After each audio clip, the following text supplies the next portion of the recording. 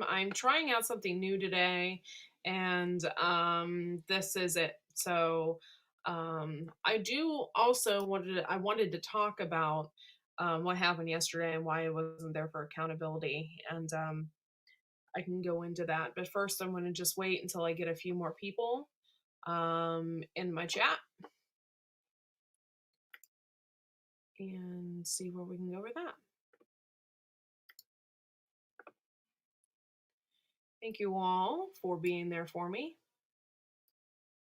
And I actually got a new streaming service.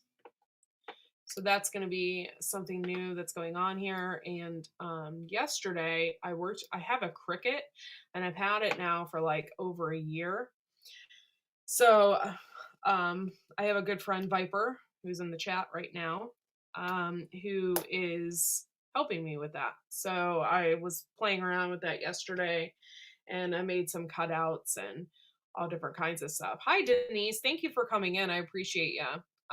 This is just going to be just a recap over why I wasn't there yesterday and what I've been doing and stuff like that. So I was just waiting to get a few more people in my chat and see what's up. Looks like I have 6 watching right now, so that's pretty awesome. Thank you, everybody. Hey, Prep for it. Thank you for coming in. And just in just a minute, I will share my thing out. I got a new streaming service. I'm hoping everybody can hear me and everything is working out great there. Um, I actually paid for the full year, which I've never done before, but I'm getting close to being monetized, so things are really happening, and I wasn't expecting that to happen so soon. So this is what's going on. Yeah. So thank you, Prep for it, for being in here.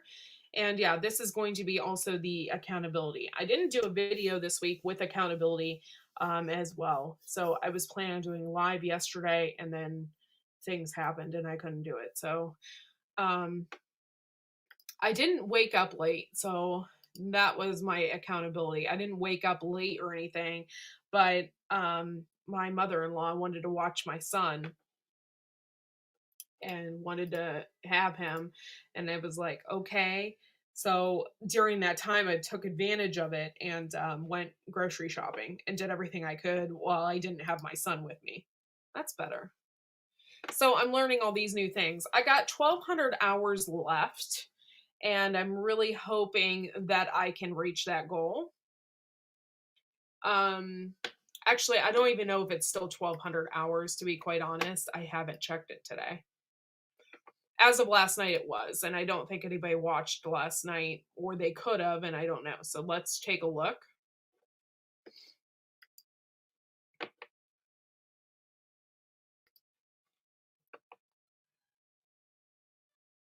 And it's kind of exciting to look at my numbers and watch my numbers move so fastly. Also, I reached my 25,000 goal, which is super exciting as well. I had 25,000 people view my page. Oh my God, you guys, I totally went up and I wasn't expecting that. Dude, this is awesome. I'm going to get monetized for sure. I am so excited. I've had people just constantly watch my stuff, constantly be there for me. I'm at 1,100 hours. So instead of 12, I'm at 11. So thank you all for doing that for me. I really appreciate it. That is a big help for us. You're not only helping me, but you're also helping my husband, because my husband is going to now start a new channel as well. So he's super excited about that. What I'm going to do is just talk about my accountability for a second, and then I will put the link in the chat and we can chat it up. But yeah, so um, I have been consciously watching what I eat. I'm making healthier choices. I wouldn't say that I'm doing keto or anything like that. No, I am just watching. Hey, Ginger Ninja, thank you for being here. I'm just watching what I eat. What are you guys doing as far as your accountability is going? Are you active? Like the last couple of days, it's been so cold here. I haven't felt like going outside and it's been horrible. So I haven't been as active. Though yesterday I did do grocery shopping and I walked a ton, lift a ton. I did a lot yesterday.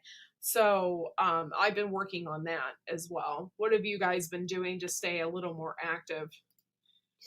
I know it's hard, especially with this time of year and everything like that. Um, but what have you guys been doing? It's been okay. I wouldn't say that I've lost weight or anything like that, but I feel better for just getting up and moving. You know what I mean? So we all need to do that. However, I am going to get a little more serious. I have a bicycle, so I plan on getting on my bicycle, and I plan on doing a little more exercise. Actually, I started this new streaming service here, and there is some things that I really don't know how to work yet. So I'm on a seafood diet. If I see it and then I want to eat it, yeah. No, I completely understand, Ninja. Hey, Lost Product. Yesterday I was just too busy. I couldn't be on. Like, and my computer was lagging, and I wanted to just like come on for 20 minutes, and I couldn't come on. So I apologize for not being there. But usually every Friday around 11 o'clock, I'm going to be here and we're going to talk about accountability. So I'm sorry, guys. I got too busy. I couldn't do it. And I like, if there's something that comes up, I will definitely let you all know on the community page beforehand, so you guys know and are not like waiting for me or something like that. I don't like to keep people in limbo. I don't like to ghost people. I don't like to keep people in limbo. I like to be straightforward and tell people what's up. You know what I mean? So that's how I am. But so what I'm going to do is I'm going to put the link in the chat if I can know how to do that. Like I said, this is a new streaming service. That's a share screen. This is where I like need Viper's help. Oh, share stream. Boom. Copy link. We got it. We got this. I'm putting the link in the chat. If anybody would love to come up here and chat with me, I would love to have you up here. That would sounds good to me. So I put the link in the chat. Come on up and we can have a nice conversation. Hello, I got 9 people in here. Thank you so much for coming in. My husband today is actually working in the garden and getting more soil in the beds. I don't know how long he can do it because with his arm hurting, he can't do that much. So he's trying. I would love to have somebody come up here with me because I've never done it before on this stream. So I would like to see what it looks like and stuff. So if somebody wants to come up, that would be great. This is the first time I've seen you in here, the Lost Product. Or maybe I have seen you, but I just don't remember or something. But thank you for coming in. Hey, Heritage Heart Homestead, thank you for coming in and hanging out with me. I appreciate you. This is just a test to see how this new streaming service is going to work out for me. I got a lot of new things coming up, and on the 12th, I have a surprise for everybody. I'm going to be doing a live on Wednesday on May 12th. So put that in your calendar. It's a new business opportunity for me, and I'm super excited.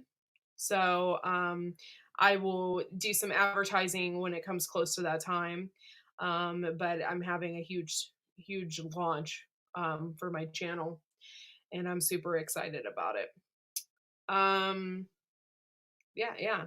Oh my God. Yesterday, I had so much fun yesterday. I don't usually get out that much because I have to watch my son. Hey, Kentucky Patriot, thank you for coming in. God bless America for sure. Thank you. I only have a phone and never did this before. Yeah. So if you want to come up, you can. That's fine. I just would love to test this stuff out. That would be awesome. This is just all new to me and the buttons are different. So I'm not quite used to all that. I'm going to be rearranging this room as well. So I'm going to have more of a studio. I bought some more equipment And I'm super excited to get this Cricut up and running and start doing stuff with it. I was trying to see if I could find what I did yesterday so I could show you guys. Oh, yeah, here. I made this yesterday on my Cricut. This was my first Cricut thing. So I'm excited. I will be hopefully be doing a lot of vinyl and a lot of like maybe t-shirt applique and be able to do that. Um so I'm really hoping that I can do that. But I made this on cardstock just to give it, a whirl and see what the Cricut was like. So if you guys don't have a Cricut and you have a channel, I highly suggest getting one. You can do all different kinds of cool stuff, and I thought this was kind of cool. There was multitude of different designs and stuff on the Cricut program, and basically you can take any design off the internet as well, as long as it's not copyrighted, obviously. But you can make your own design as well, and do t-shirt appliques, vinyl. I mean, there's just a whole bunch of things that you can do. And I don't know why, but for like a year, I was scared of it. And I was scared of opening it. And I was scared that it was going to get too complicated. I'm really computer savvy. But I got burned in the radio business a long time ago when I was in radio. And I kind of just refused to do anything. Like I refused to listen. I even refused to listen to music. Like I was burned. I was burned out. And so but hopefully I will get this up and running here soon, and things will work out um, better. But the Cricut is freaking cool that it can do little stuff like this. So cool. Jinja Ninja, I still have that thing for you. I have not mailed it yet, but since you are my number one fan, I was going to add some more stuff in the box as well. But this is definitely for you, and I still have it. So I got to send it out for you. And thank you for being my number one. I really appreciate you. I thought that was totally cute, and I cannot wait for you to get it. My husband is setting up a channel as well, but he's going to be talking about things that we can't talk about on this channel. So that was smart on our part to just create another channel for that. You can run Pro Tools as some complicated software there. Yeah, I can run I know how to run Pro Tools. It's been a long time. But I know how to operate. I mean, I've run a whole TV studio before and used TV studio equipment and newscasts and all that kind of stuff. I've done all that before, but I just, when you get burned, this is my first time really just getting into this, and I'm really excited. It's kind of brought out more of a creative um, thing in my head that I didn't think I had anymore. You know what I mean? When you get burned like that, you just kind of tend to just, I don't know, just lost. I thought I lost all my creativeness. So, but anyway, I appreciate y'all for being here. Thank you.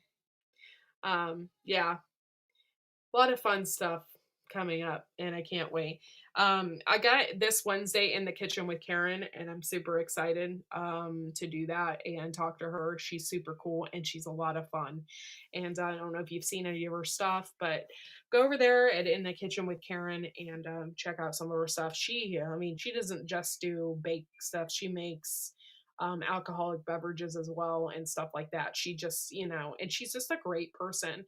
Hey, Sean in Alaska, thank you for coming in. Hey, Lady Casca, thank you. I haven't done anything with the people that emailed me yet either. I just replied to you.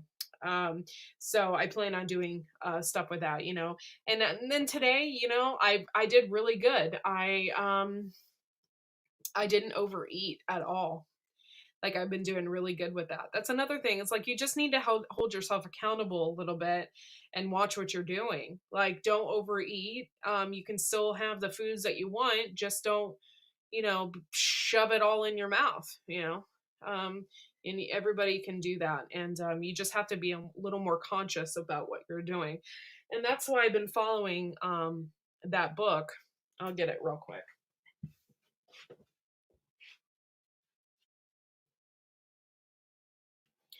If you don't have this book, I highly suggest getting it. It's called The Beck Diet Solution.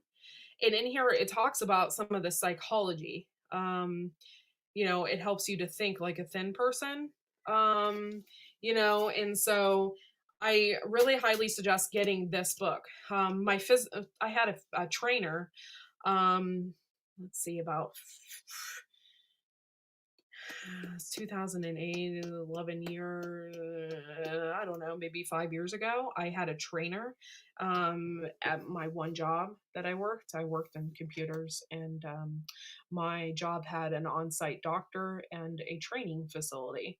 So I had a trainer, and she showed me this book, and I've had this book ever since. In this book, it talks about flashcards and stuff that you can keep in your purse or stuff like that, and how to think more positively towards your diet. And I plan on following this book for my accountability. So if you don't have this book, I highly suggest getting it.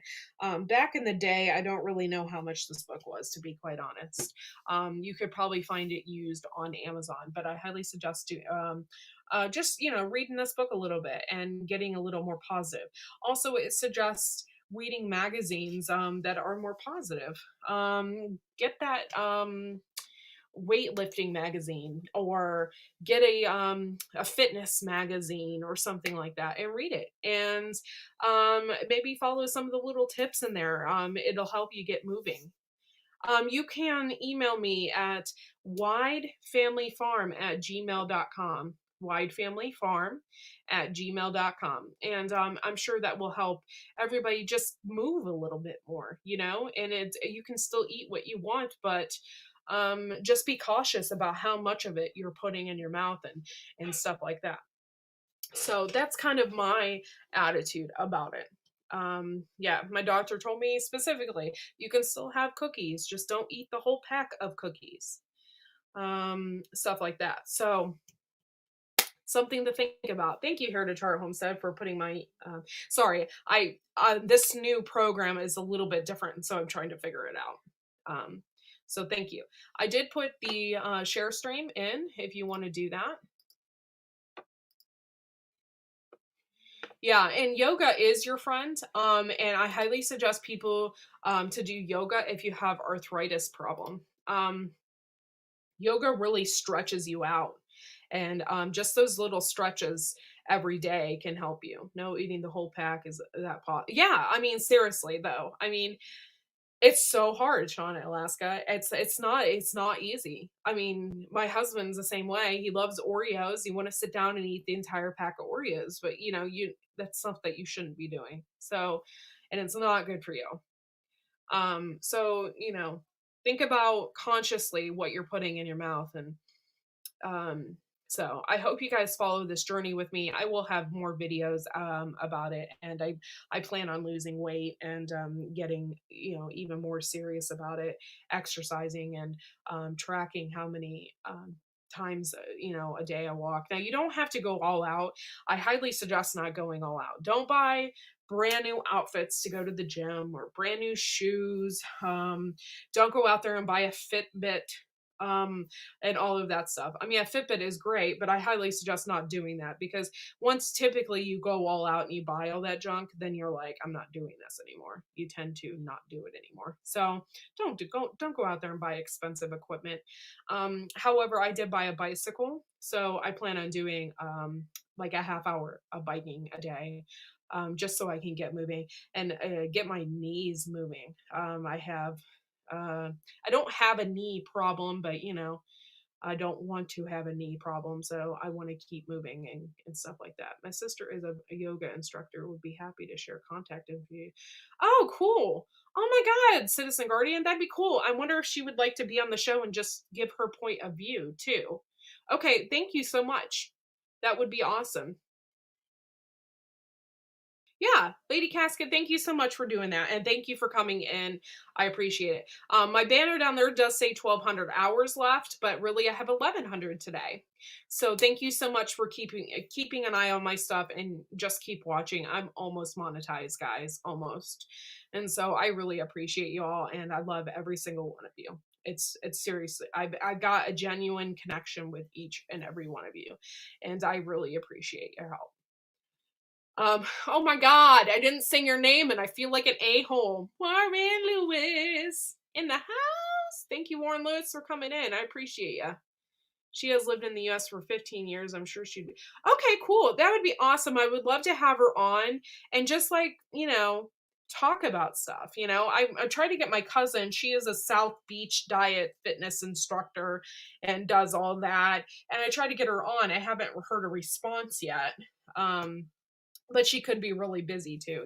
So I want to get like other people on here with different ideas on how to diet, not just one specific diet. It's really important to just be able to deal with the outside world. You get faced every day with fast food. You get faced every day with going, specifically in the summertime, you have picnics and everything else, and you have all that unhealthy food constantly being pushed at you. I know I do, because specifically with my mother is skinny and doesn't have any issues, and she just constantly eats hot dogs and chicken tenders and all that stuff that you're not supposed to eat. Hey, what's up, Little Farmer's Farm? Thank you for coming in. I love you. That's so great. You're great. But Citizen Guardian, yeah, message me and I'll email her and see if she'd want to be on my show. Maybe I can get set her up for next Friday or something. And we can talk about it, talk about how important it is just to keep moving. And yoga is really good for your joints and really good for your mind. And it's really good for you. So, you can do a lot of free stuff on YouTube as well. YouTube has a lot of free information on there. So you can Google yoga for the morning or something like that, and you can do a whole yoga program right there, and at the tip of your fingers. So something like that. In It's really important, and maybe even mix it up. One day you do the bike, the next morning you do yoga, or instead of just doing, I know I'm one of those people, I don't like routines. I never have. I'm not a routine person. I never do the same thing twice. And I think it's, and I'm scatterbrained like that, and I never do the same thing over and over again, and so therefore I have issues with developing a routine. So for me, it would help me if I did bike one day, yoga the next day, Pilates. I got Pilates videos. Throw on some Pilates, do the 100, you know, do mix it up. Mix up your diet a little bit. One day have an orange, the next day have an apple. I can't have oranges. That sucks. I can't have orange. I'm allergic. But mix it up, mix up your diet a little bit. Um, you know, and it helps a lot. So yes, it does. And I've actually have had that issue before. I did circuit training, and your body gets used to that too. So you got to mix it up a little bit. Um, Routine sucks. Yes, routines do suck. I am not a routine type of person. So, yep. CB, I'm the same way. Free warning for it breaks my body, man. Sore for the whole. Yeah, but being sore is okay. As long as you're not like so sore you can't walk for a week and do another exercise. Now that would be I've been there. I've been so sore that I messed up like my sciatic and like I couldn't walk. Like I've been there. So a juicer. Yes, I have. Oh my God, this is freaking hilarious, guys.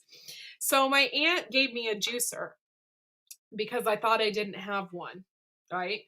So she had all these juicers and she had a bread machine that she was going to give me, right? I was like, okay, cool. I'm like, I'd love to have a juicer, especially right now because I'm growing kale and all that kind of stuff. And like, I could really juice, it'd be great. So she gave me a juicer, right?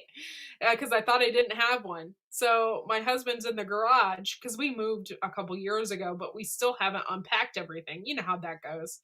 So my husband's in the garage one day. And he's like, "Guess what?" And I'm like, "What?" He's like, "You know that juicer that we thought we sold?" I'm like, "Yeah." He's like, "We still have it." So I have like one of those Jack LaLanne juicers too. I got like two freaking juicers. It's ridiculous. But juice does, it does good things for you. So go out there and juice. Even if you don't juice like at every meal, you don't have to do that. And maybe have one for breakfast. I know I'm not a breakfast eater at all. I'm not a breakfast eater. I hate breakfast. So the best thing for me would be to have a drink and to, suck that down. Make sure you're getting your protein in though, because I notice a lot of times when I have like a kale drink or something like that, like within an hour, I am starving again, you know?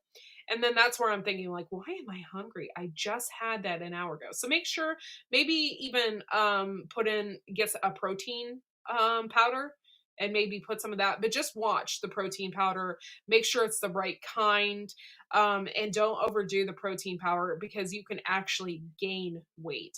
A lot of that protein powder is for weightlifters and stuff like that where they actually need the calories. So make sure when you get that kind of stuff that you're not that you're following it in the correct way.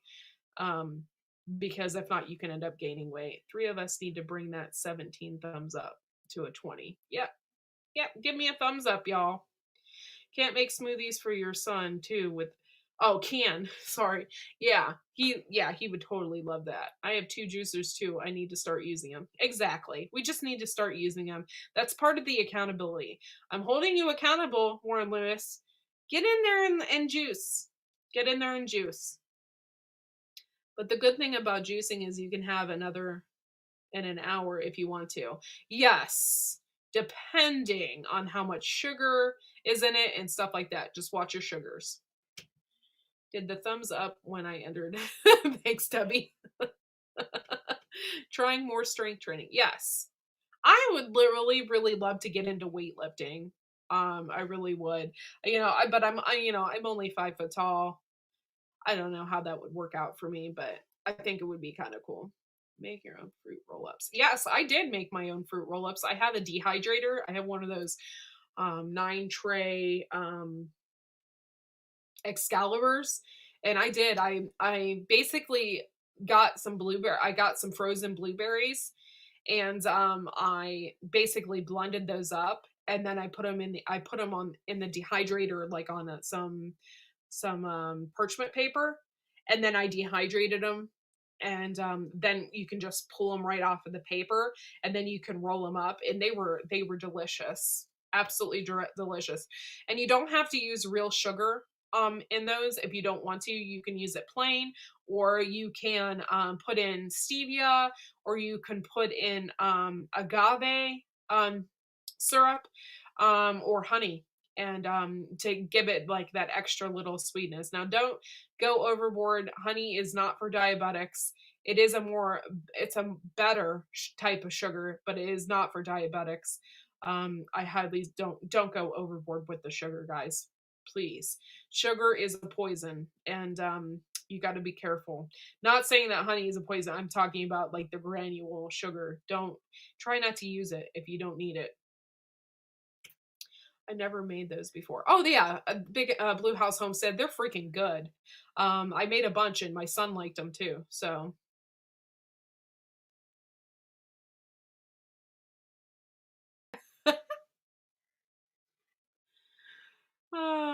yeah.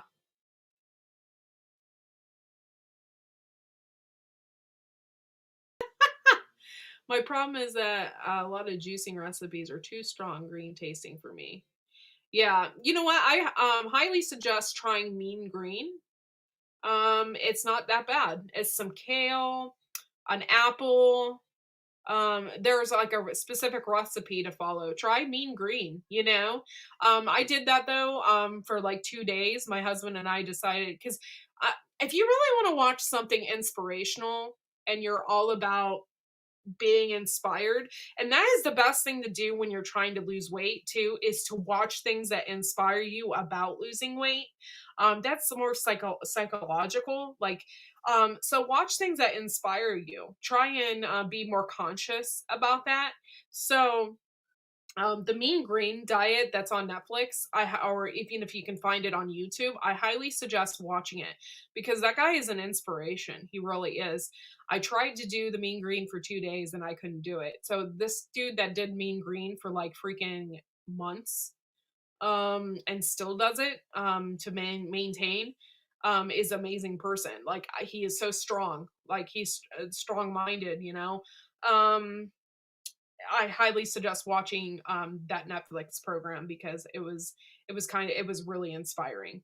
And yeah, so you just have to get out there and start walking. The average person, like if they just got out there and started moving more, you would just lose weight even with whatever you're eating. You just need to get out there and move.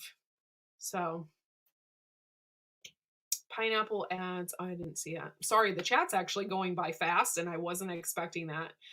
Pineapple adds a little sweet without being overly sweet, and pineapple is good for you too. Yeah, pineapple is super good for your stomach.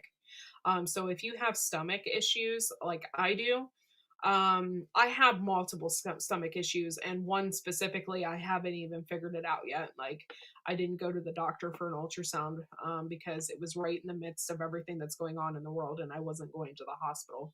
And that was like a year ago. So I still have stomach issues on my left side. And anyway, I highly suggest like um, doing maybe papaya too.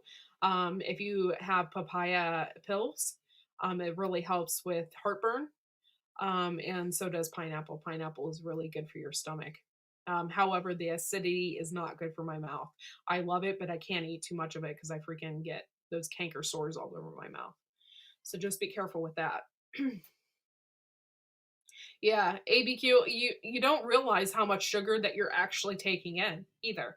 Um and sugar is freaking hidden in freaking everything. It's so annoying. Like even when you're trying to avoid it, you're like, "Oh, you know, I'm going to have this," and then you read the back of it and you realize that 50% of it is sugar, specifically ketchup. If you can just get rid of ketchup altogether, I highly suggest it. Maybe find an alternative. Mustard doesn't have any sugar in it. Find an alternative, something that you like. Um, you know, a different type of sauce. I highly suggest just getting rid of ketchup altogether, unless you can make your own. And that is the same with spaghetti sauce. If you have a farm and you can grow your own tomatoes, I highly suggest making your own. That way, you know exactly what is in it and how much sugar you put in it because you just don't know. Some of those pasta sauces and stuff, they just like it's a pound of sugar in there and they disguise it in any which way. Yep. Yeah. Hey, Brian Losses, thank you for coming in. Courtney's husband, thank you, brother. It means a lot. Yeah, we were watching your videos earlier, and my son was watching. I particularly like the one where you woke up and your head was on the freaking unicorn. That freaking cracked me up. I was like, did he just wake up? Was like laying on a unicorn? That freaking cracks me up. So if you guys don't know Citizen Guardian, go over there and watch some of his stuff. Very, very smart individual. Yeah. That's another thing. Like I have issues with my colon and stuff like that, and I don't take any colon pills anymore. The side effects were horrible. Specifically, one side effect was it makes you drowsy when you take it. And I don't like in my life right now and how old I am. Like I don't have time to be drowsy right now. I don't have time for that. I don't have time to be tired. Um, so, you know, try out different things. I know apple cider vinegar is really good for you, but it sucks. Let's just say it, folks. I mean, it tastes horrible. If you can find a way to disguise that crap in a drink, do it and try and do the apple cider vinegar thing. because it's really good for you.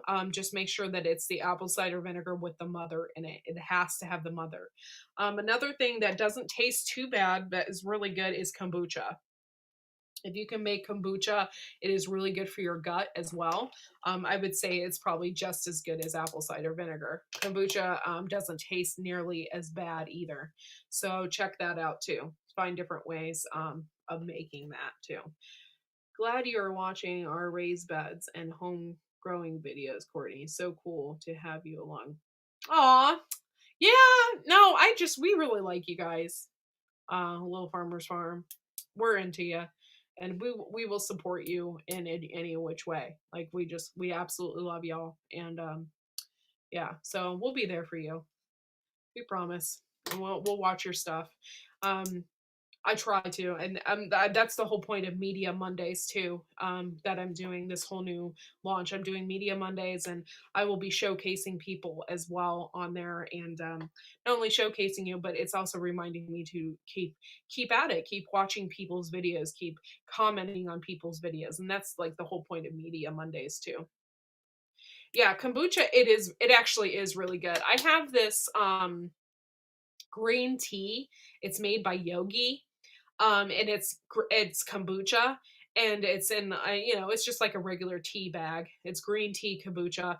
You add a little bit of honey in there, and it is really good. It has some really good notes in it. It like tastes really good. So I highly suggest getting that. Nana's Menagerie. Oh my God, girl. Thank you so much for being in here, Sherry. I appreciate you. I don't know if I shouted you out, but I really appreciate you. I'm watching you guys, and I know who's in my chats all the time, and I know what's going on. So I am keeping a dual note in that. And when I do my Media Mondays, I will showcase you for sure if I haven't done already. So I'm taking note in my brain. So tomatoes are great with sugar on them. Oh, of course they are, but it's horrible for you. Like don't do that. Maybe find a sweeter tomato too. It's a more natural sugar. Maybe find a sweeter tomato that you can put in your spaghetti sauce or something that it just tastes good. Also, you don't think about it, but basil is really sweet too. You can throw in some basil and some oregano, and it still tastes like good. And I made some spaghetti sauce. Hold on one second, babe. What's up?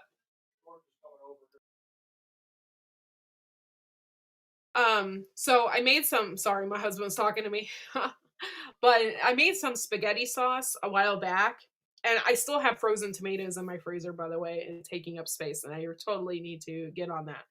But I made some spaghetti sauce and some juice and stuff, and I didn't need to do anything to that spaghetti sauce. Like, I straight up just put it in a pan, got it warm, put it over some spaghetti, added a little bit of cheese, and I didn't have to do crap. I have this oregano that comes back every year. It's called spicy hot oregano, and the stuff tastes just like pizza. Oh my God, it is so good. It tastes just like pizza. So I sprinkle a little bit of that, put a little of my homegrown basil, my homegrown oregano in there, and it's just, I mean, it's good, and it tastes so fresh. So if you guys have the opportunity to do that, do it. Do you guys have natural stinging nettles around the property? If so, make a tea or beer with them. Oh, cool. Cool. We do have stinging nettle around the property. I typically just pull it out because I pull it out of my flower beds and stuff. I don't make anything with it. I know you can make stuff with it, but I've never made anything with it. I will have to try that. It's weird when my grandma would eat. Oh my gosh, the chat is flying by. It's weird when my grandma would eat a fresh tomato, she would never add just a bit of salt. It makes it sweeter. Yeah, just a little bit of salt. Salt is good for you in a way, so you can add a little bit of salt and things. Don't go overboard. I know a lot of times, like my husband specifically, he'll just salt, pepper, and it's like, what are you doing? You haven't even tasted that yet.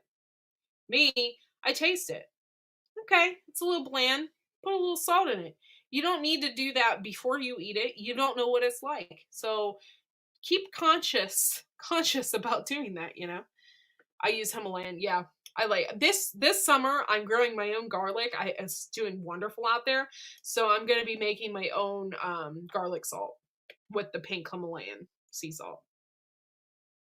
Moore's Patch of Heaven, I really appreciate you being in here. I haven't seen or heard from you guys in a while, so I really appreciate you. I do watch your guys' stuff. I'm just busy, and but I really appreciate y'all, and I love you guys. I have from the very beginning when I've seen your videos. I just absolutely love you. So if you guys haven't been over there to check out the Moore's Patch of Heaven homestead, check them out because they're good people. Good people. Yeah, I love freaking garlic salt. Oh, I love it. And I want to start like making my own. I put garlic in freaking everything anyway. So yeah, I'm gonna try and make my own garlic salt, Abby. I'm gonna try anyway.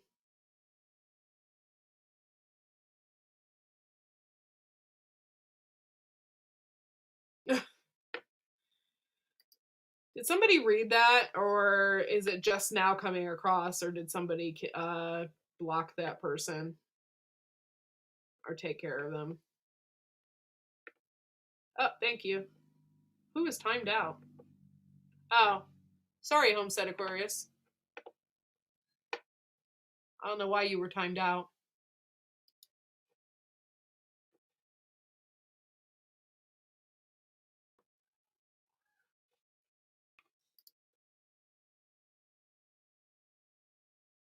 Oh, was timed out by Homestead Aquarius. Thank you. I didn't read that correctly.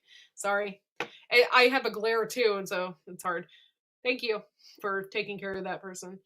Do yeast cleanse with yeast fighters? It will get rid of yeast and you'll be fine. Oh, cool. I know people who eat salt on watermelon and sugar. Yeah, my dad used to put salt on cantaloupe. And it is good on cantaloupe. I ain't gonna freaking lie. It is good. I don't know what it does, but it just gives you that sweet and salty whatever, you know. If you guys want to come up, you can. Let me see if I can find share stream. Okay. Sorry, everything's a little bit different than freaking than StreamYard. I'm no longer using StreamYard. So yeah, Moore's Patch of Heaven, you guys are really good and you're good people and you deserve a shout out. So if you guys haven't already, just go over there and check them out. They do pretty much everything, a little bit of everything, and her recipes are awesome. She makes, you know, gummies to pizza bread to, I mean, she just makes all this stuff. She makes her own kombucha as well. And so, you know, head on over there and check her out. Salt on cantaloupe and watermelon brings out the juices in them. Yeah, I'm sure it does, and it's absolutely wonderful on it as well. I'm actually decided to go with melon. I didn't. I don't know. You know, I started. I read up on it, and it was a lot cheaper than StreamYard. So I just paid for the full year, and now I'm doing melon. So pretty good stuff. I never heard of spicy hot oregano. I'm gonna grow some peppers. Yeah, it's not really as spicy, but it tastes. It's seriously when you rub your fingers in it and you smell your finger, it smells like pizza, straight up pizza, and it is so good. Hey, Christ is the answer. Aw, how are you doing, sweetie? Thank you for coming in my chat.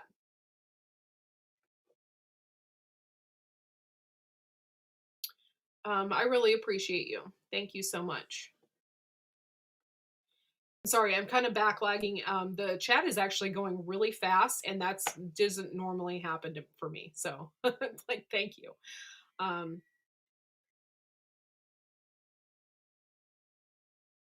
oh, okay. Sorry, I don't know what I'm doing. Here, hold on. I'm working on it. Sorry, I'm slow. Is that better? There's the link. Is that the link? Is the link in the link, Viper? Is the link in the link? I think that is. Oh, invite guest. Maybe I'm doing it wrong. I'm an airhead. Sorry, guys. I'm new to this melon crap. It's totally different than StreamYard, so give me a second. Here. There we go. There we go. Now we can get some people up in here. Sorry, guys. Sorry. I hit the wrong thing. I see it now. Share stream, and then there's invite guests. So now I see it. Thank y'all. I'm an airhead sometimes.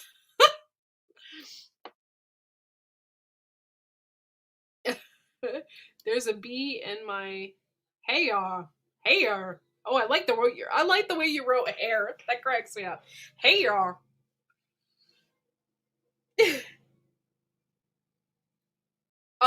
There's a couple things I was talking about earlier, guys. If you don't have a Cricut, Morse Patch of Heaven, y'all get a Cricut. It's like amazing and it's so much fun. Viper and I were on to like 2:00 in the morning playing with my Cricut. Dude, you have to get one. They do all different fancy types of cutouts. Once you figure it out, this is just like one of the practice ones. They give you a little bit of card stock and stuff to practice.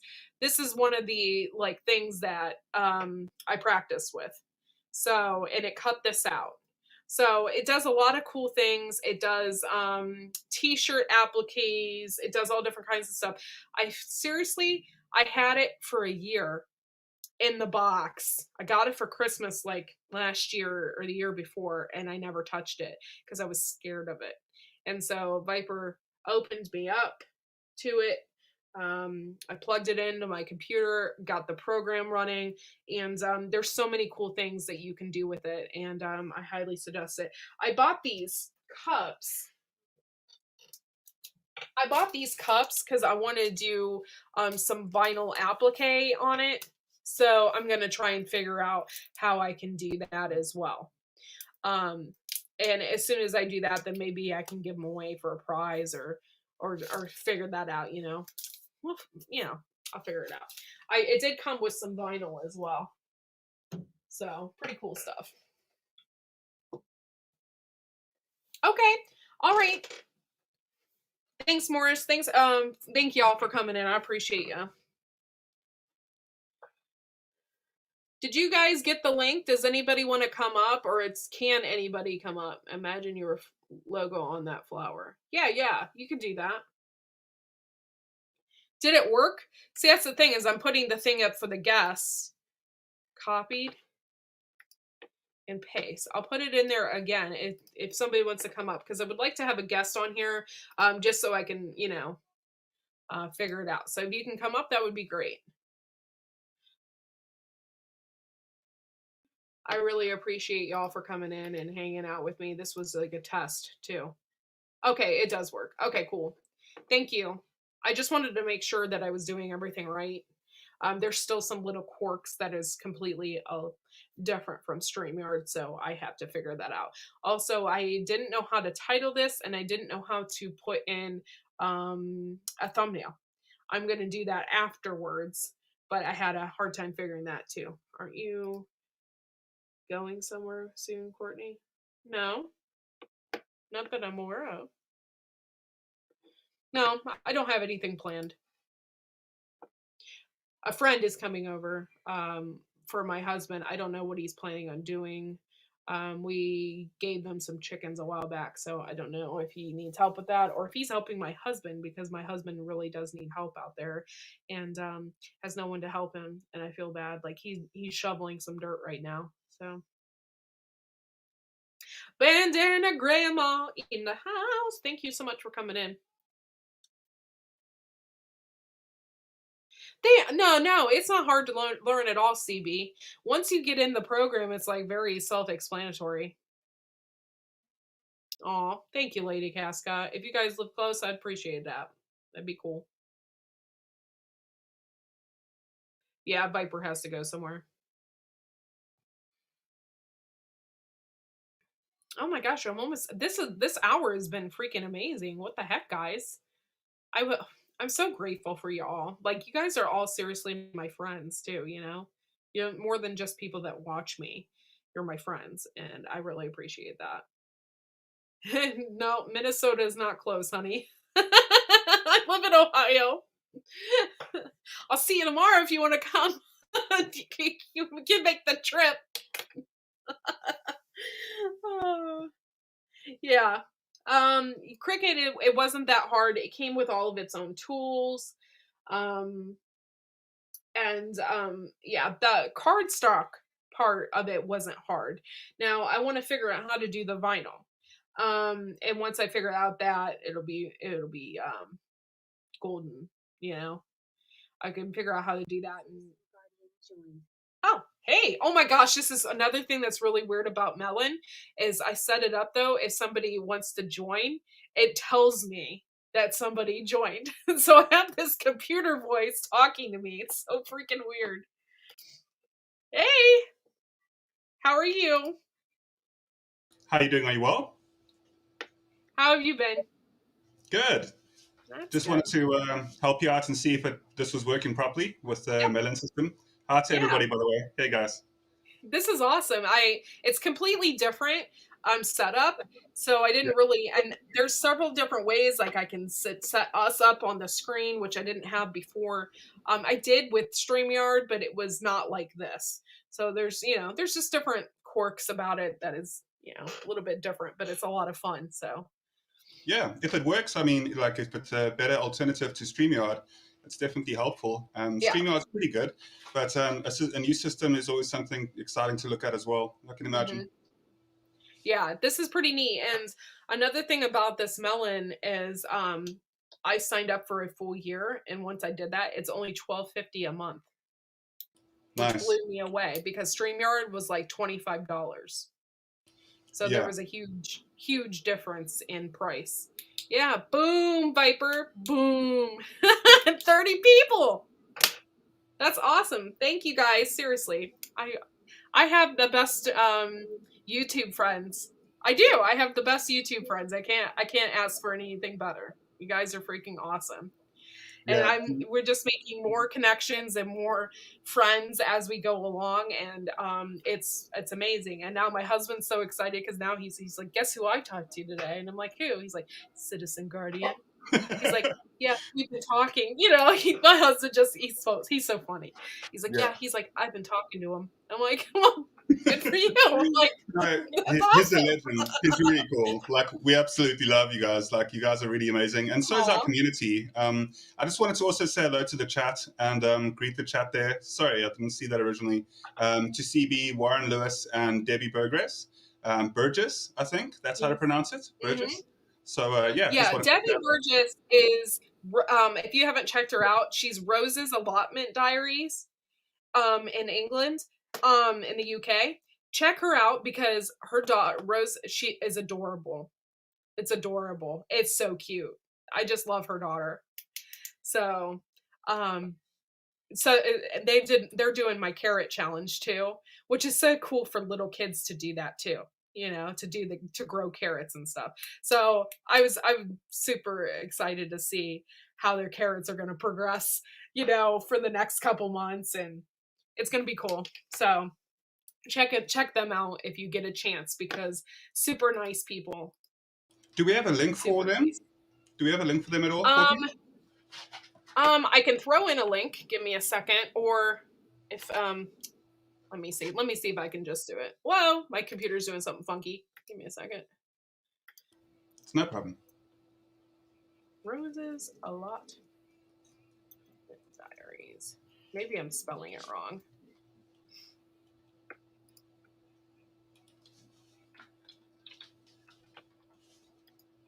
Okay, I don't know why it popped up like that, but it did. Give me a second here. I'm in it. I also have a Mac too, and like pretty much all my life I've had nothing but Windows. Yeah. So I'm a little slow when it comes to a Mac too. So I'm like, all this is new. No, Paste. it's interesting. We don't really even, not many people over here on this side really utilize Macs. So Windows is basically all I know. I don't really, if you had to put a Mac in front of me, I'd be completely lost. Like, absolutely. So, Yeah. yeah. It's a little hard, and the cut and pasting is not easy too. And I'm not to speed with all the lingo for the keyboard.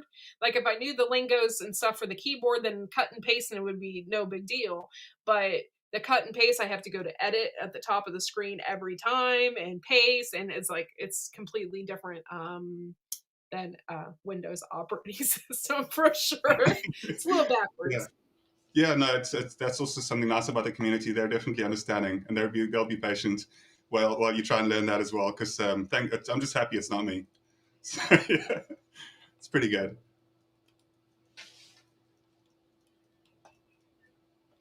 But yeah, so we were trying to get my husband to get some subscribers as well. I told him once he gets 100 subscribers, then he can start going live on his channel, because I think that's how YouTube runs, is you have to have 100 subscribers to go live or something.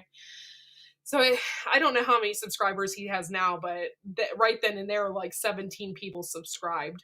So I'm like so excited for him, and I'm encouraging him to do this as well. And yeah, it's pretty fun. It's a lot of fun, guys.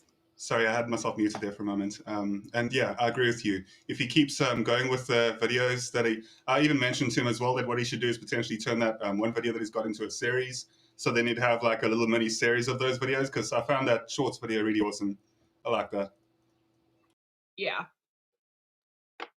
So yeah, he thought he was so cool taking my little baby chick out there. I was so mad. I was like, I hope my chickens didn't destroy that, because he took that little thing out there. I got it for Easter. I was like, that thing's so cool, because you don't normally, okay, you see a peep typically, and you wind them up and they do that, but that particular one, it looked like a rooster because it had the red crown on it, and I'm like, you better not have destroyed my peep. Um, Courtney's husband. What is the channel name? Oh, hold on, I'll find it for you.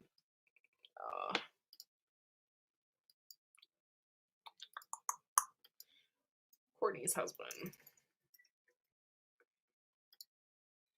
My dog is out there barking. I can hear it. All right. Copy and then paste it. Sorry, I'm using. Hey, Tina Ladybug. Thank you for coming in. This is my husband's channel. It's just called Courtney's Husband.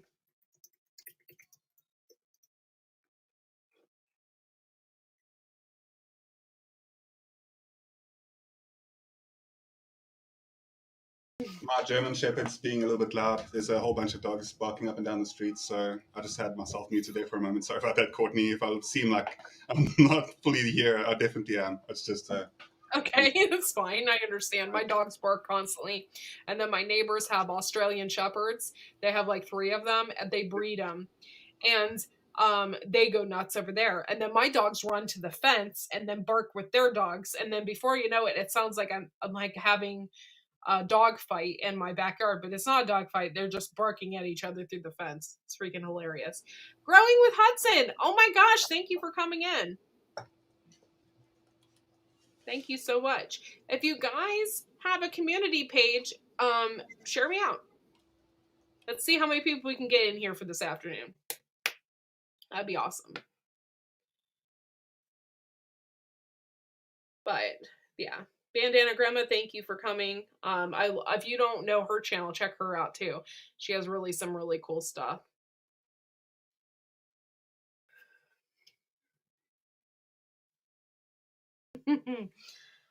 So we were over at Camp Patton Family Compound last night, over at his live, and I was trying to figure out my Cricut, which is funny because I was trying to figure that out, and I didn't get a chance to be in it the entire time.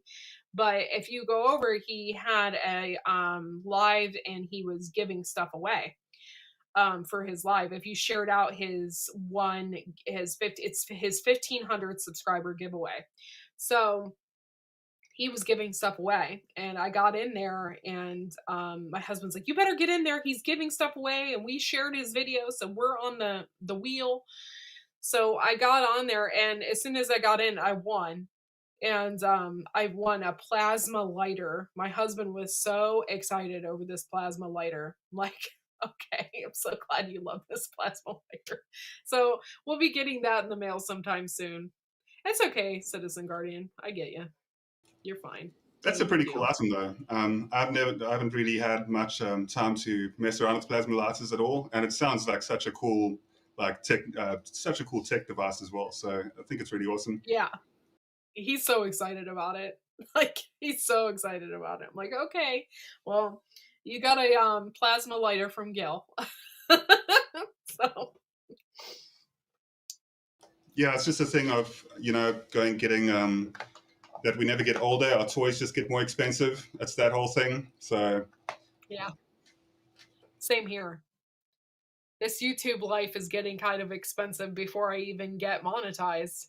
Like I'm starting to get things and I'm like excited and you can end up spending quite a bit of money. So I've been slowing myself down a little bit like okay, I don't really need that. Like it's okay. Like because it's so easy to buy gizmos and gadgets for your YouTube. Um yeah, you can yeah, go that was a cool prize. so deeply I'm into it sorry. as well. No, I was just saying, like Yeah. the amount of items and that are out there is just incredibly extensive. Oh yeah, completely.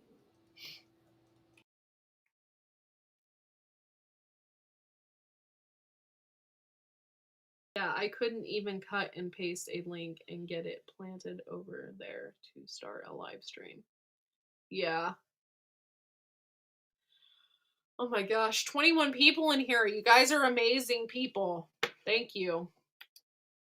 I wanted to start doing my lives a little bit earlier, except for my one live I do Wednesday nights, but I wanted to start doing a little bit earlier because, the weather's getting nicer, and a lot of people aren't home at night because the weather's getting nicer around here. So I figured if I could do it earlier, then I get, more people in the chat versus if I do it at night, more people will be outside in their gardens and doing stuff at night or so I'm going to try and do earlier streams Yeah, it's definitely a except for testing. Wednesday night. Yeah, sorry for interrupting. What? There's just a slight bit of You're delay. fine. So like when I thought that Oh, you'd finish there, I'm so sorry. So it's okay. You're what fine. I was going to say is it's definitely yeah, it's good to play around with the time schedule that you have and just see like what time really like accommodates for a lot of people, a lot of your friends that would potentially be online and available to check in as well. Yeah, yeah. It's working out pretty good.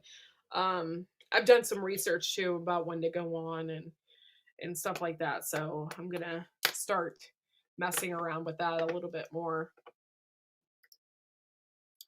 So So, like, you guys are freaking awesome. Thank you so much. And I am working on my hours. I was really shocked. I just checked them and I'm at 1100, not 1200. I don't know how to fix that right now.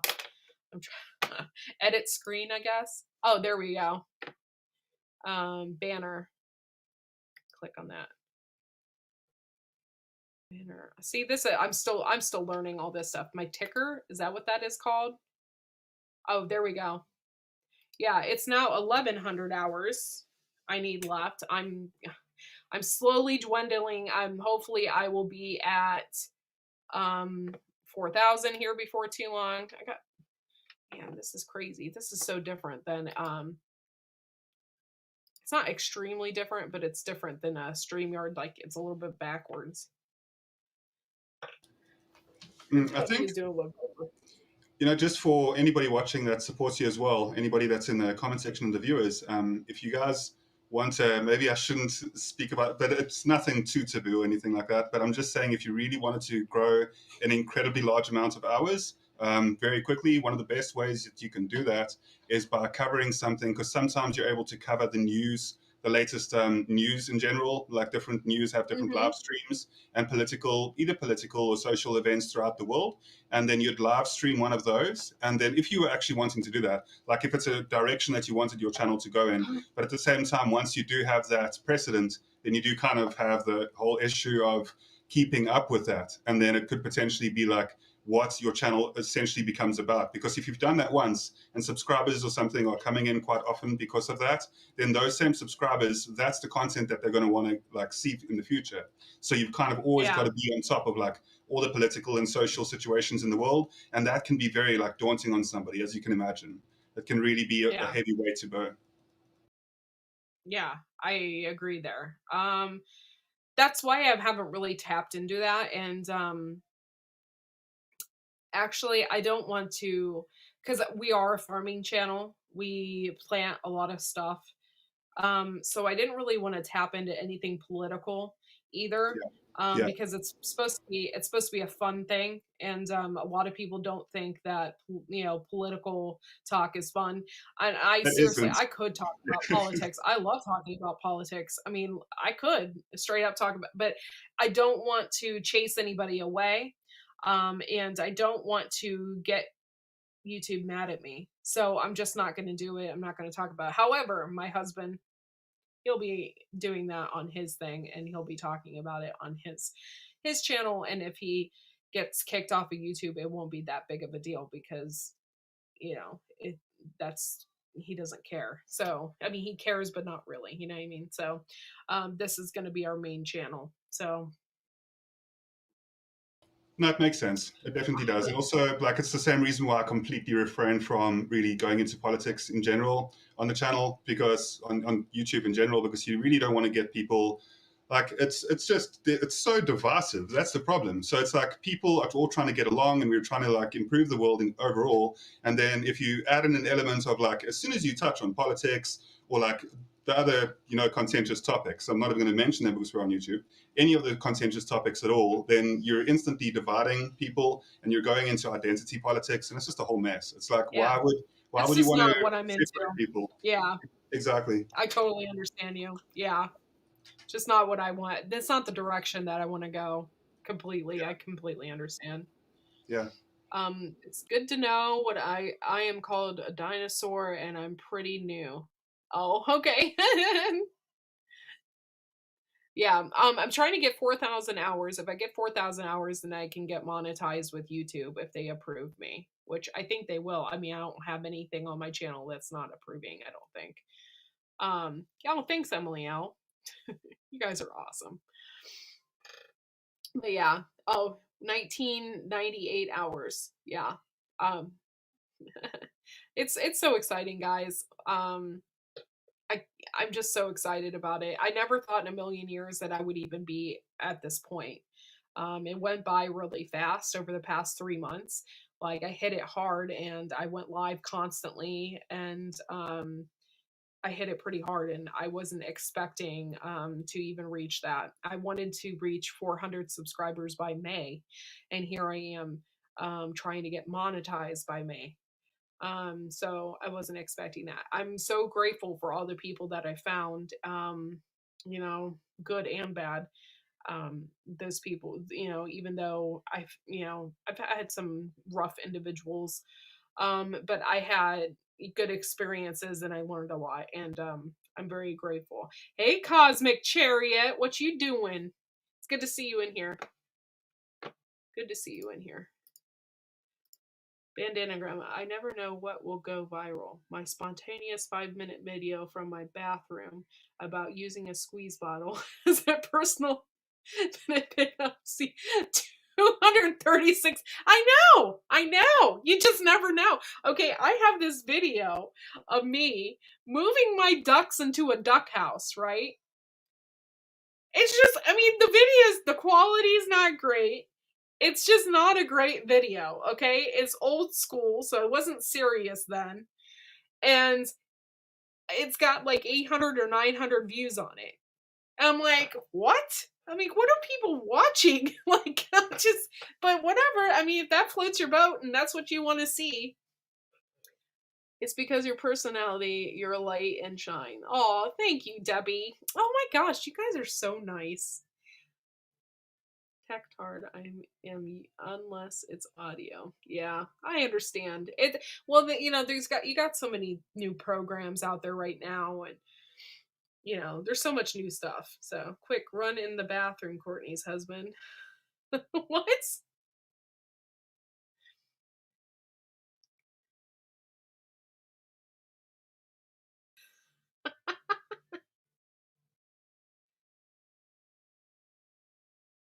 Yeah. Oh my gosh, everybody in the chat is so freaking awesome. Thank you so much. Oh, good blue sky. Thank you for coming in. Goodbye, blue sky. Sorry, I can't read today. Apparently.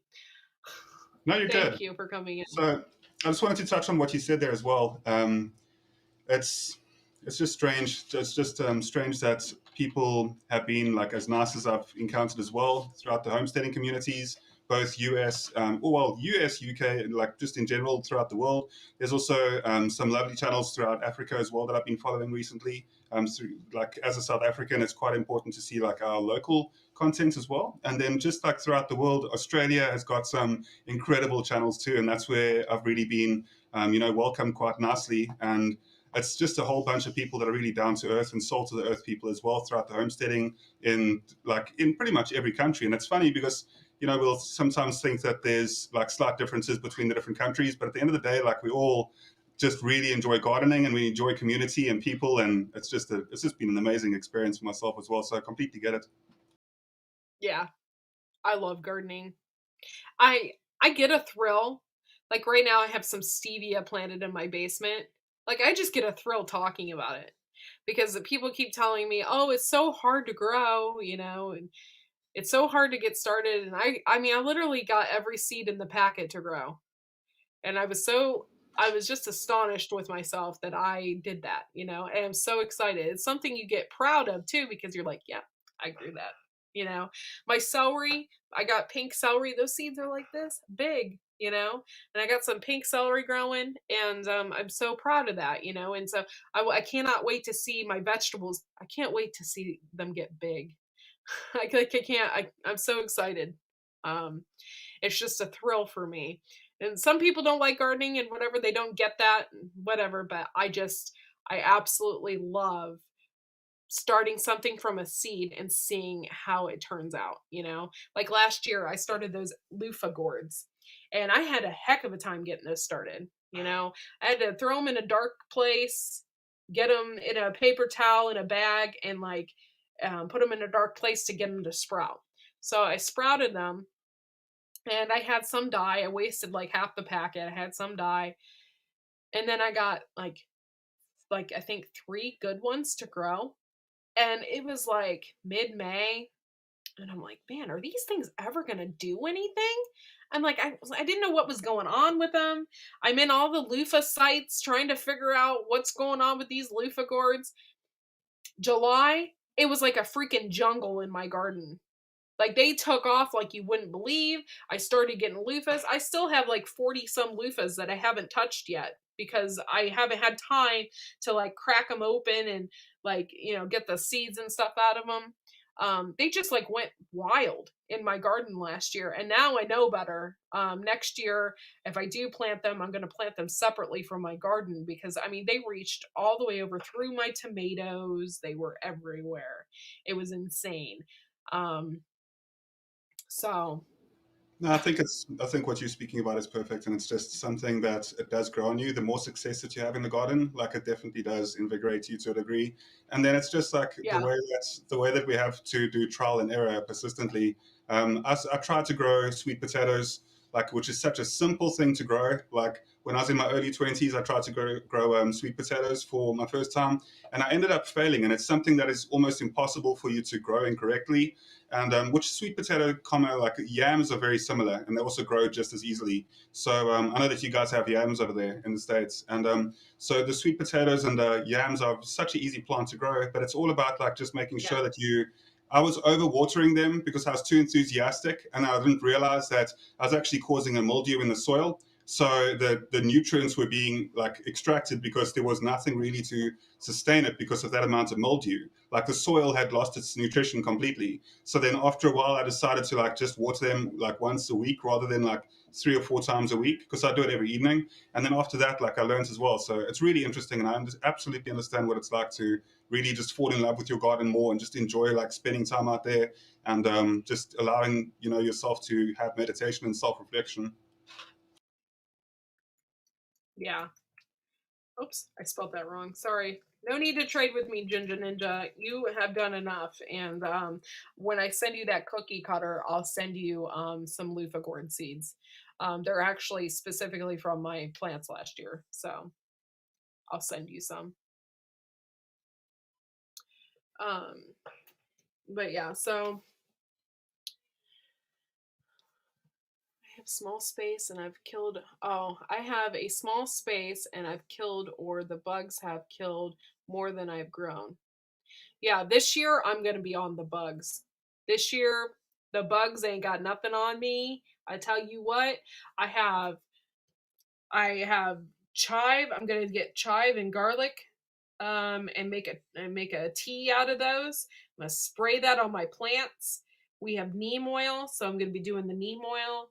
Um, yeah, and I'm gonna start that from the very beginning, and spray my plants with it and try and get rid of those bugs, specifically squash bugs, because last year I had an issue with them, and I tried to get on them from the very beginning, but essentially then they just ended up destroying my cucumber plants. And actually, I planted those Kajari melons, and I'm 99% sure that they killed those too. We didn't get one single ripe one, and I was really upset about it because I've always wanted to try a Kajari melon, you know. But I think the bugs just had one on me. They didn't. I think they got them right from the beginning, and I just either I didn't get on them fast enough, or yeah, I didn't see them, or I don't know, but the Yeah, I first wasn't familiar. I wasn't familiar with Kajari melon at all, so I quickly looked it up in another tab, and they look really interesting. It just seems like there's yeah, so much, like the picture, the images that got brought up as well, just look like they've got a large amount of like the peel, the outside peel looks quite thick. Looks like there's a, I don't know, maybe it's just these images showing up, but that really doesn't. Or could you eat the whole melon or just the center? Like it's yeah, strange. it's a personal size melon, so they're not like it's not like it's a big melon, and they hang. Yeah, And so eventually, like that's another thing like we weren't prepared for either, is them hanging like that. So we're gonna next year I'm gonna have to get some netting or something. I don't know if I'm gonna plant them this year.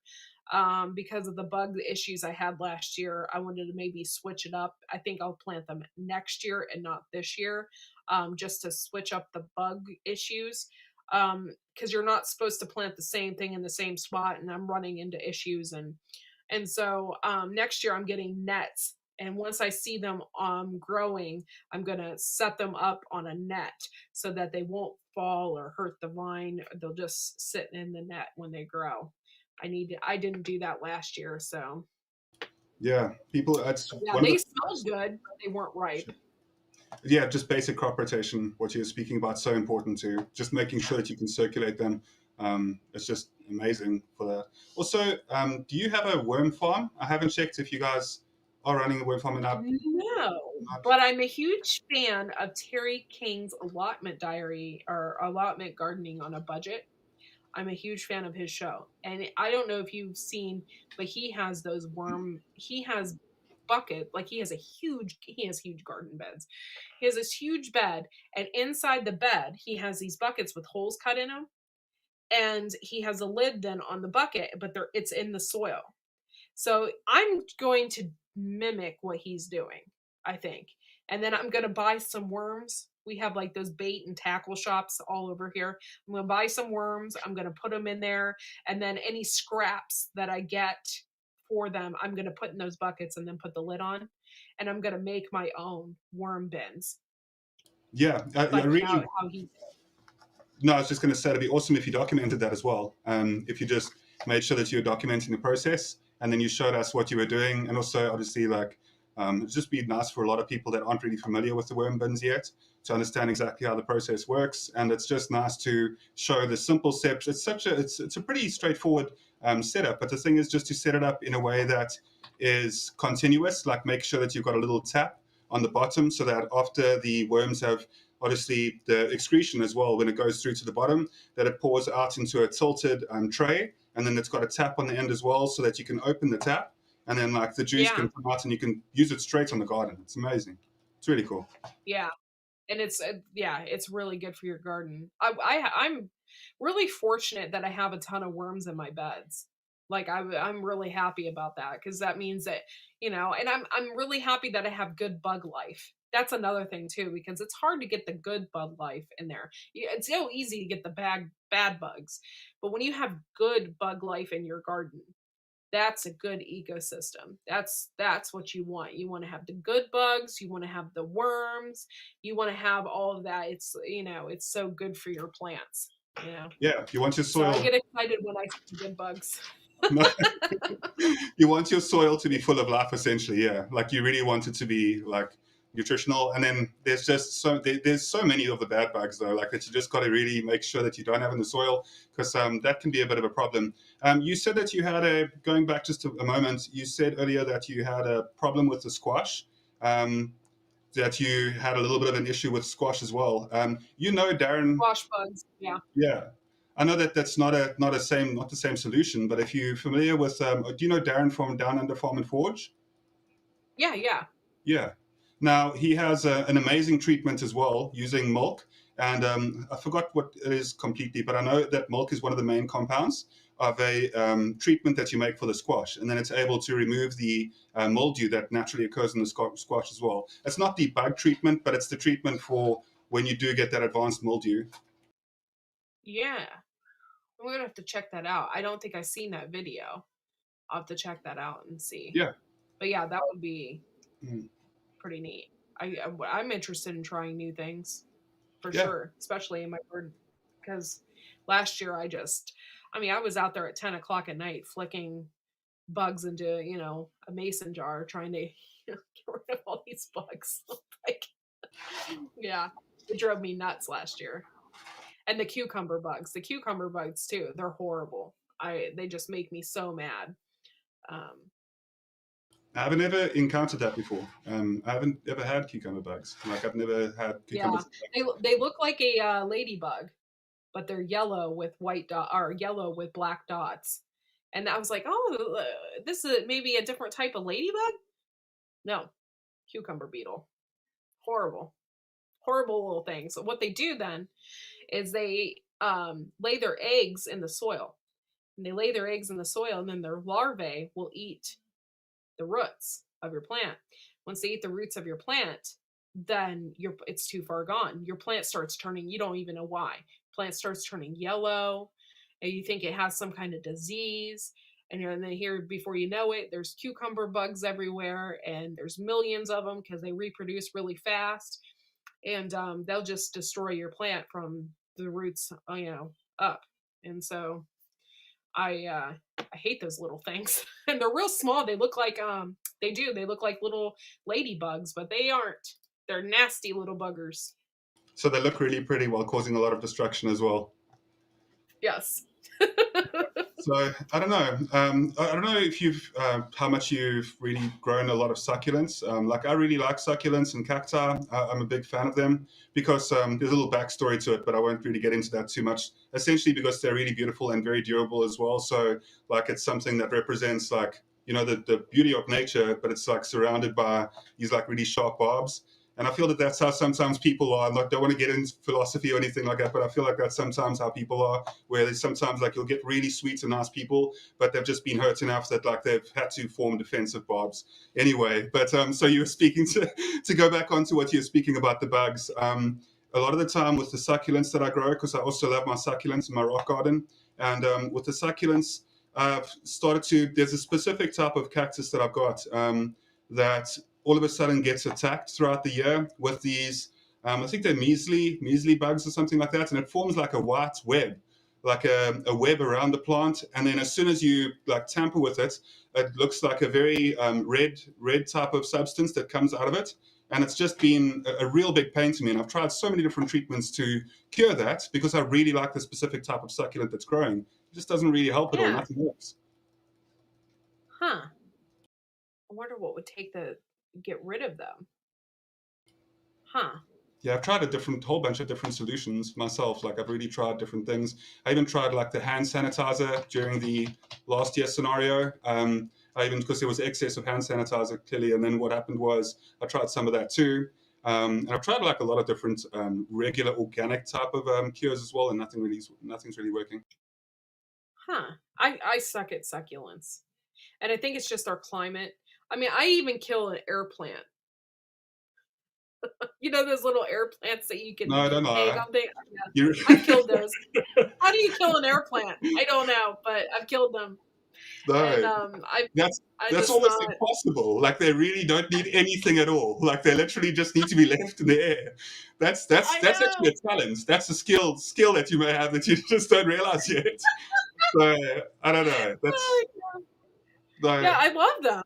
This woman in this flea market not too far from here, she grows those massive ones. I bought like a $10 air plant.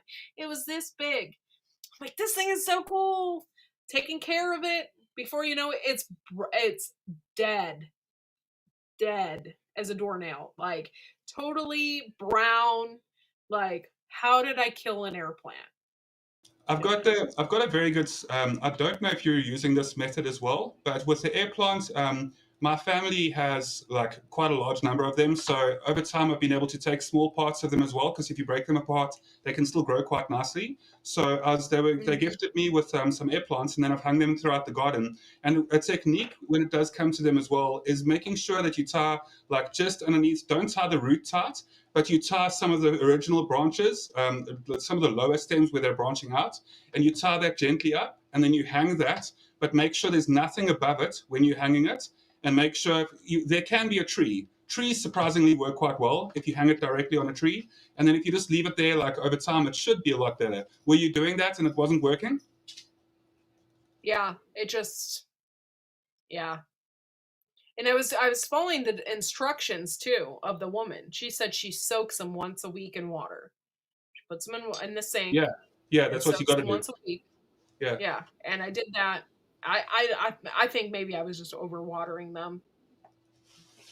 I don't know, but yeah, totally killed an air plant. Yeah, that's the That's first time. I've never heard of that. I've never heard of somebody doing that. So that's a little bit of a notch or an accomplishment, really. thanks. I don't even know what to say to that. Thank you. No. I'm not insulting you and saying that you're a bad gardener. I know. Just I've seen so many of your plants growing really, really well, and you and Dustin are doing an incredible job out there. So that's nothing against your capability to I know. grow. I know. I know. I know you weren't. I just, yeah. I'm the only person in the world that can kill an air plant.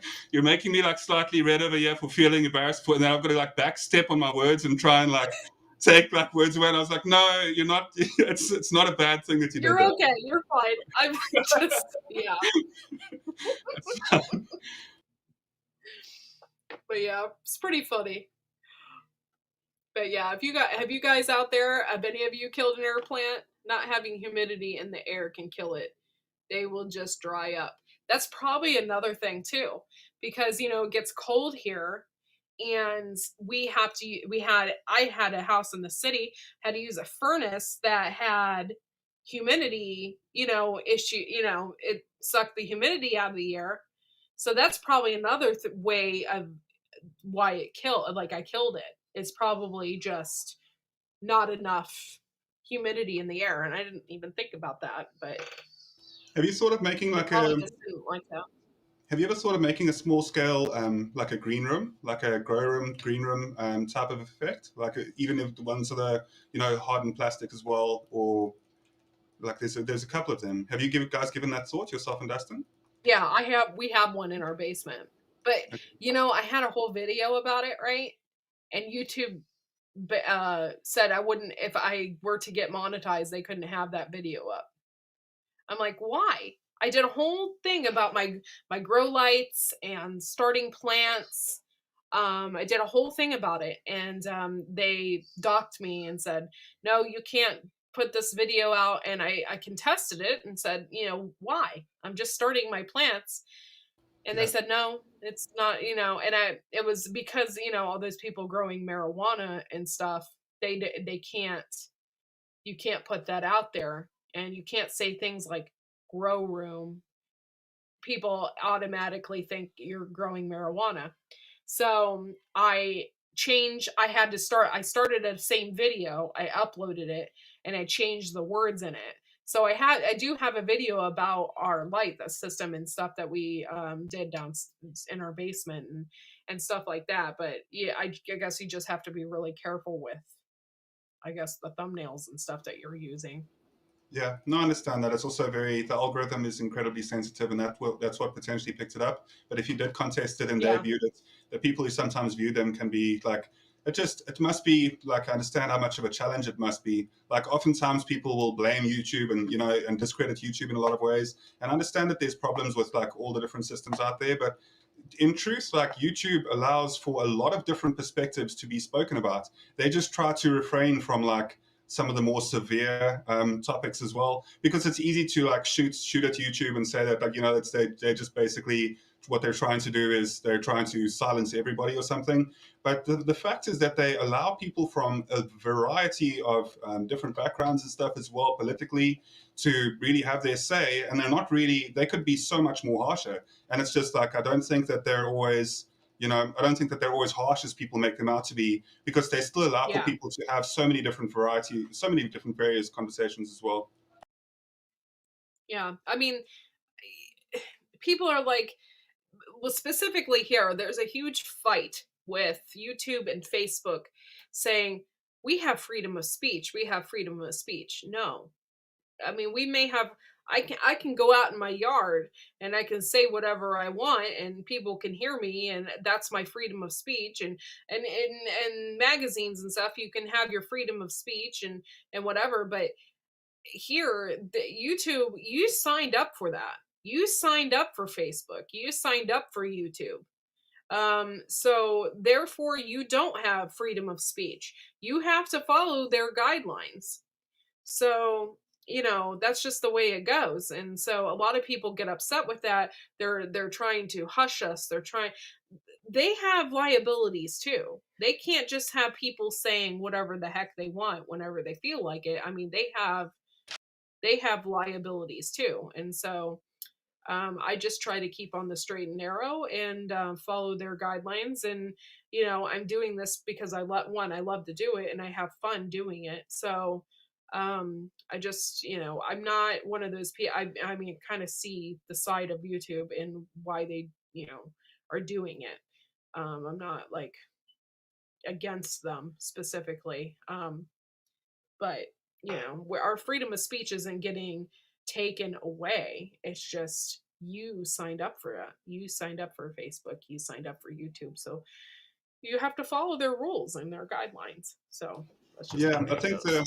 the opposite would be quite problematic if you think about it that way as well. If they have no like, if they didn't have to be kind of strict and people could pretty much upload whatever they liked at any point, I think that would turn into a completely different platform. For the most part, YouTube is relatively family friendly. They try to keep it, for the most part, so that if a family was viewing it, that across wherever you are in the world, if you view YouTube, that there's not going to be something that's like too majorly offensive and stuff either, because and there's also obviously the other side to it where there is potential lawsuits against YouTube, and they've got to be very careful of that. They've got to be like, make sure that nobody's really, that people aren't being too bombastic all the time, because honestly, Yeah. if they weren't trying to, if they weren't even monitoring it slightly, you'd end up with a big problem very quickly, and it's not Right. something that many Right. people think about. Yeah. So you just have to be careful. And then you have this you have a giant community here. YouTube is a one giant community, and you have people writing and saying whatever the heck they want. You just have to be careful. And as a business standpoint, and YouTube is a business, believe it or not, they have to mind what they do too. They have to be a business first.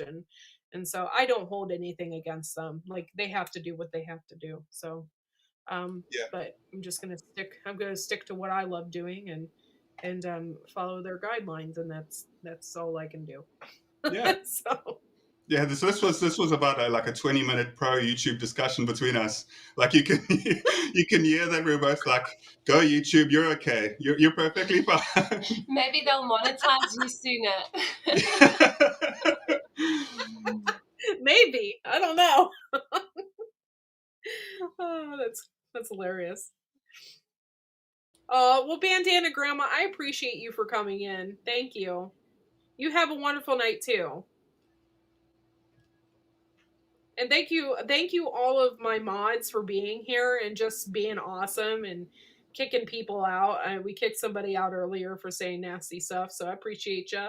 And for sharing people's links. That's pretty nice of you. Thank you. I know this was a random live. I'm trying to be more organized. But yesterday I didn't go live with my accountability and I wanted to, and I fell behind. Um, and my computer was running really slow too. I thought, well, I have 20 minutes. Maybe I can go live for 20 minutes. And of course, my computer wouldn't load and was acting extremely slow. So by the time I got to it, it was too late and I had to go. So I had to do some running around yesterday. So, but I did it today. And here we are 25 people in the chat. Holy crap, people. You're amazing. You're amazing. So I appreciate you. Mm. I think it's pretty challenging what you're doing. I think that like it's something that is commendable as well and takes a lot of strength. I try to stick to a very rigorous routine as well, so it's a little bit of a mission to do that. And I'm also on because of what happened last year. Travel was restricted. So because of travel being restricted for the most part, and it was pretty heavy where we are as well, to say it in the lightest way possible, it is relatively heavy. And because of that, a lot of us were confined to our small homes and that, to our houses. So I actually noticed that I was picking up to a degree. I was picking up and I had additional weight on me. And obviously, like I know that it's perfectly fine, and not everybody will always not everybody needs to be, like the same type of, to be like basically a supermodel or anything like that. I don't think that that's what life is about.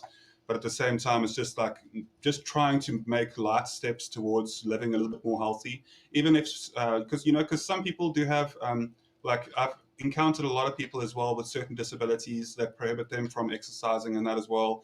And that's perfectly fine. So it's like a lot of the time when people do speak about like weight issues and stuff as well, what they'll do is they'll say that they'll almost like demonize like the fact that somebody's like of a certain weight when they don't actually take into consideration that there's other factors that sometimes like come in as well. Psychologically, you were speaking about earlier, I think like a little bit earlier in the stream, right in the beginning, you were speaking about the subject psychological aspect of that. And that's absolutely Yeah. true. Because like sometimes somebody can just be like so like defeated emotionally and mentally that it's really hard for them to try and like really get to that, and that's something that's absolutely understandable. So it's like and then we've got the mistake of the modern society. The viewpoint of it is that if you're not like built like a Greek god that or Greek goddess, like you're less than to a degree. And I think that that's something that I don't really stick by in any way. And it's also falls into, if I can just speak on it for a moment, within the prepping field, the survival and prepping field as well. Often people say that you've got to be like absolutely fit,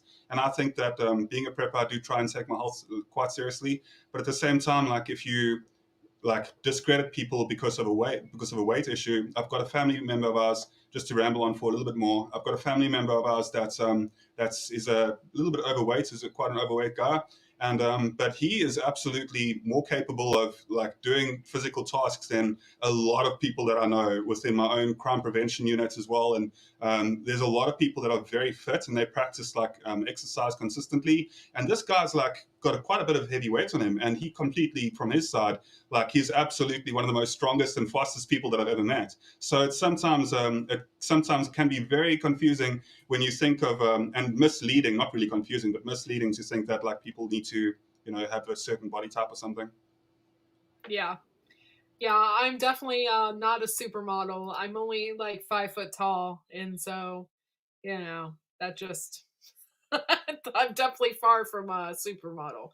But I hope to do it with this. I hope to encourage people as well as myself to just you know not eat the whole pack of cookies, because you don't need to eat a whole pack of cookies. You can have a couple cookies, but not a whole pack. And so Yeah. I hope maybe I change people's minds and possibly, you know, make them aware, more accountable of what they're doing. So, oh, cool, CB. Thank you for subbing Citizen Guardian. Um, very cool channel. Yeah, I'll be Very right cool, back, dude. guys. I just need a moment. Sorry about Okay, that. it's okay. You're fine. Oh, well, thank you for coming in, and T Baby Funk, you're the bomb. I appreciate you. I go live. I'm going to start Media Mondays. So Monday at 7 p.m. Eastern Standard Time, I'm doing Media Mondays. I'm doing shout outs for the channel. I'm giving people opportunity to come up on my panel and talk about their channels. And then on Wednesday nights, I interview people. I'll be interviewing different types of people. This week, I'm interviewing In the Kitchen with Karen, and she doesn't just cook. She makes like alcoholic beverages and stuff like that too. So that's even more fun. But she does all different kinds of stuff. So I'll be interviewing her. Hi, Fleetwood Patch. Thank you for coming in. And then Fridays, I plan, unless something majorly happens on a Friday, at 11, I plan on doing my accountability and talking about that. So and then in between I'll have videos and shorts and all different kinds of stuff. I'm sure today at 2 o'clock actually I was supposed to have a Shed Wars video come out, so it's probably already out. It's actually talking about our basement. So it shows a little bit of that and our grow system and a cheaper ways to keep the moisture in your plant trays. So we have a video talking about that today as well. So Yeah, just that's going to be. I really look forward to that as well, and I know that like the rest of the channel definitely is too. I've really been enjoying a lot of your videos recently. They've been awesome. My wife and I like will sit and we'll watch your channel, and we've gone through like quite a lot of the videos that you've been doing like within the last several months as well, and we had a lot of catch up to do. And we've been really enjoying what you guys are putting out there. So thanks. yeah, I have a lot of catch up to do too. I've noticed I've been watching Sean in Alaska, and he shouted me out like a month ago. So I felt like a jackass because I hadn't seen that video. And then I just noticed that you did a shout out on your video too. So my husband commented on that. And so I'm a little bit behind, but I am, like I said, I'm doing the Media Monday. So that gives me also an opportunity too to start watching people's stuff more often and really giving back to the community that has helped me so much. So that's basically what my Media Mondays is all about, is helping people um, looking at their stuff and watching their stuff as much as they watch mine, because I've been gaining hours. I gain like 100 a day, and that is, to me, is like, I cannot believe I have so many people watching my videos. Like, especially my earlier stuff. Oh my gosh, it's embarrassing, but it's fun. And I was doing it because I wanted my family videos out there as well. It's not just about me, but it's also about my family. And when my son grows up, I want him to see these videos and know that we did this for him. And so No, yeah. that's a very noble aspect of it, and I think that being able to, that's another thing that you do when you leave a video footprint, is that you do, because I've got a little one as well, and I'm a father, and obviously it's very important for me to be able to, if something were to happen to me, life happens sometimes, and people, you can't always assure that you're going to live to the maximum potential of your lifespan, and what happens is that you do kind of leave a digital and video footprint for them to be able to look and potentially just see what your interests were, if they ever wanted, some sort of guidance as well. That's why I even put like, and I'll do it again, just so that people that are familiar with my channel know that I'm going to put another poem in there, and I'm going to do it. I'm not even joking. Like I took my favorite poem that I really enjoy, and I have that on my channel. And I know that usually I try and cover survival and prepping content, but I think it's important as well to just put out items every now and again that people are like, why? Like, people don't mind them; they enjoy the video, but it's just like, it's really something that's so abstract compared to like regular prepping and the tactical survival side and that type of thing too. Yeah. The one video I watched where you were sleeping on the unicorn cracked me up. And then there was one specifically when you're showing your slingshot stuff, your box, and it was pink and had all the owls on it. I was like, like, oh my god, I love it. It's so funny. It's so great, and I love it. So yeah, when you woke up, you were sleeping on that unicorn. I'm like, that's so great. And then my husband's like, yeah, and he has all this stuff conveniently placed in front of him with your axe and like and all that stuff. It's like right there. It's like, oh my god. I'm like, and I had to double take it. I'm like, did he just wake up from a unicorn? Like I had to like it was hilarious. I absolutely loved it. My husband's like, "What?" So he rewinded it, you know. Oh, I'm showing my age now. He backed it or whatever, rewinded it and watched it again. He's like, "Yeah, he just woke up from a unicorn." I'm like, "That's freaking hilarious. I love it." So Yeah. there's one of the, just to go like, there's actually a really in line with unicorns. It's obviously just more on the lighter side and that type of thing. But there's a really like insane character from the Marvel comic series, just to touch on that just for a second, who actually really likes unicorns, but he's like one of the most, what's his name again?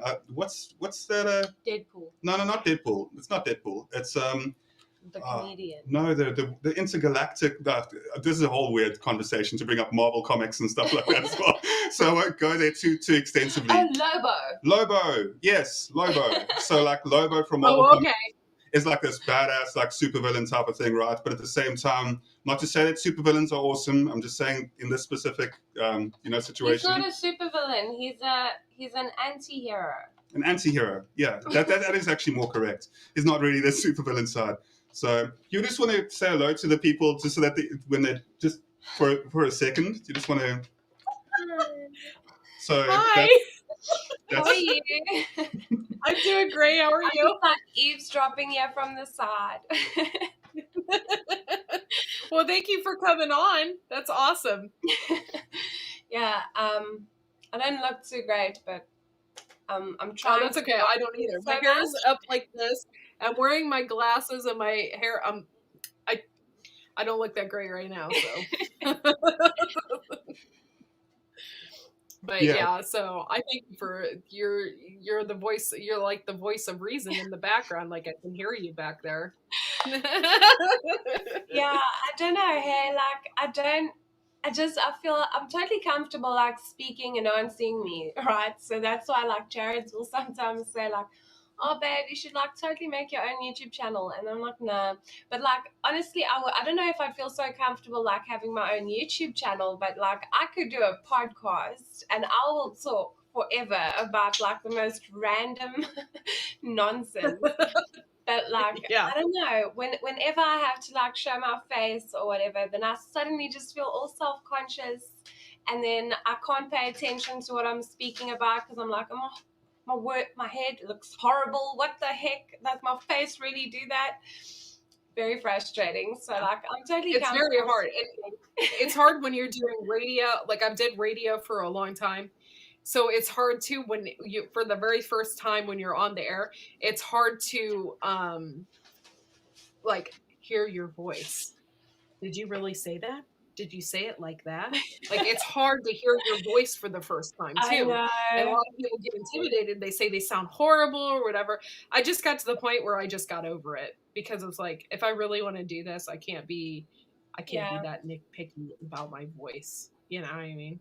But yeah, I look Absolutely. horrible today. Like I did this on the random. I wasn't expecting, 30 people to be in here either. So everybody got to see me on my bad day. Yeah, I'm like in my PJs already because it's like late here. So Oh yeah, so it's not during the day. What time is it there? Yeah, we've it's now 10 o'clock at night. Oh my gosh. It's not Yeah. late for So us I'm though. keeping you guys up. No, we're very much night owls, hey? Yeah. Like we'll probably go to bed at like 2 or 3. Yeah, and That's it's like bedtime. That's why we're lucky sometimes to catch the Australian live streams, because that's like really late for us. It's like kind of like midday for them. So Yeah. it works Yeah. out. That's cool. I'm a night owl as well. And sometimes I don't go to bed till 3 a.m. Like last night, Viper and we were on the computer trying to figure out my cricket thing. I didn't go to bed till really, really late, and it was like 4 o'clock in the morning when I went to bed, and then I woke up at 10. So that's typically my hours right there. That's how I do it right there. Yeah. I go to bed late and I wake up at 10. No, My yeah, son it is kind of sounds- adjusted to that as well. No, sleeping is just so boring. Like that's the problem. Like I really just find it the most boring thing. You have so many hours like in a day, and then you want to go and like waste. Because I usually wake up at about 7, 6:30, 7 in the morning, and then like I stay awake, so I only get about 4 hours of sleep in it at night, which isn't really healthy. It's not a good thing at all. But the thing is, it's like, why would I go and like, I understand that sleep can be enjoyable for some people, and no, Yeah, I love it. my wife really enjoys sleeping. I sleep for Absolutely. both of us. Yeah, I just don't want to. It's just not entertaining, and there's just so much more to do. Like, I just get it's boring. You just go to sleep No. and you wake up. There's nothing like, you know what I mean? It's not. My dreams are fast. Sorry. But no, because of the work I do, because I work for a company that's based in Denver. So my hours, obviously, my like 4 in the afternoon is like morning in Denver. So then I have to kind of, start my day basically. So Yeah. sorry, Jared is messing with the camera, and then I'm looking at myself again. So for me, like by the time my work day ends, technically, it's around about 2 anyway. So I think Yeah. I'm just like so into that system, and then I sleep until sometimes like 10, 11 in the morning, and then Jared's like giving our daughter like breakfast and all that stuff. When I used to do all that when she was in school, but now we're homeschooling her because of the whole like flu situation, like her schooling was just up and down too much. There was no schedule to it. So I wanted something that was more consistent. So we just started homeschooling, and she's a lot of doing people very around well. here went to homeschool too because of that. So, Uncle Al, he's in here. He's talking about Bitcoin. Uncle Al, would you like to come up, by the way? Do you want to join us, Uncle Al? That'd be really cool. Like, you're the best. Come on. Like, it's really fun chatting to you as well. Like, it's always an awesome addition. Let me copy and paste the link. Come on up, Uncle Al, if you can. I just want to say, if I can, just in the meantime, I just want to say as well, thank you for those people that have been speaking to me in chat. And sorry that I haven't been able to pay as much attention to it as I'd usually like to. I see Debbie Burgess as well. Burgess, sorry, Debbie Burgess. Yeah. Hi, sorry. Yeah. So I can't even, right now I'm actually seeing like a weird, because I'm watching the going back to the channel, and I can see myself 3 seconds ago. I know, it's weird, so right? It's very creepy. so creepy. It's so creepy to see that delay. Sorry. But yes, my point was, thank you to the viewers as well, and thank you to the people that have subscribed to the channel. I really appreciate that, and it means a lot. And thank you for supporting White Family Farms. These guys are one of my favorite channels, so you'll catch me very often as well. So thanks to those people watching. Oh, that was so nice of you. Thank you. You're welcome. And I think that you definitely are going to continue to grow if you carry on being like the wholesome people that you guys are. If you carry on doing that as well, and also the both of you, it's nice when it's very nice when when your other half pops in, when Dustin comes along. It's great. I'm the one in the background usually, and then for you, it's your hubby in the background. Yeah, my husband. I don't work. My husband works, so it's hard sometimes to get a schedule, but I'm hoping that with his channel too, like he'll be on more. And now that I'm getting close to it, that I had 1,000 subscribers and whatnot, like he's getting more serious about it, and he's starting to get on my show more and starting to participate more. So he's so comfortable on camera. I can definitely tell you that seeing how comfortable he is on camera is so awesome, because he just like he'll pop in and stuff every now and again, and he'll like just be like, oh, so by the way, Dustin, if you are watching, I think you're a legend. Hello, Uncle Al. Hi, by the way. Got a haircut. Let me try and get rid of these two things. Edit. Looking very neat. Is that? Yeah. Yeah, I thought I was going to get $800 from Bitcoin, but they gave me $900. Wow. So they gave you an extra 100. You got an extra 100 from that. That's awesome. Yeah, I bought lunch for my mom, and I got something for myself, and I'm backtracking all my stuff. I'm trying to put new material, like making popsicles. I told Dustin to make 2 popsicles, give one for the son and give one for Courtney up there.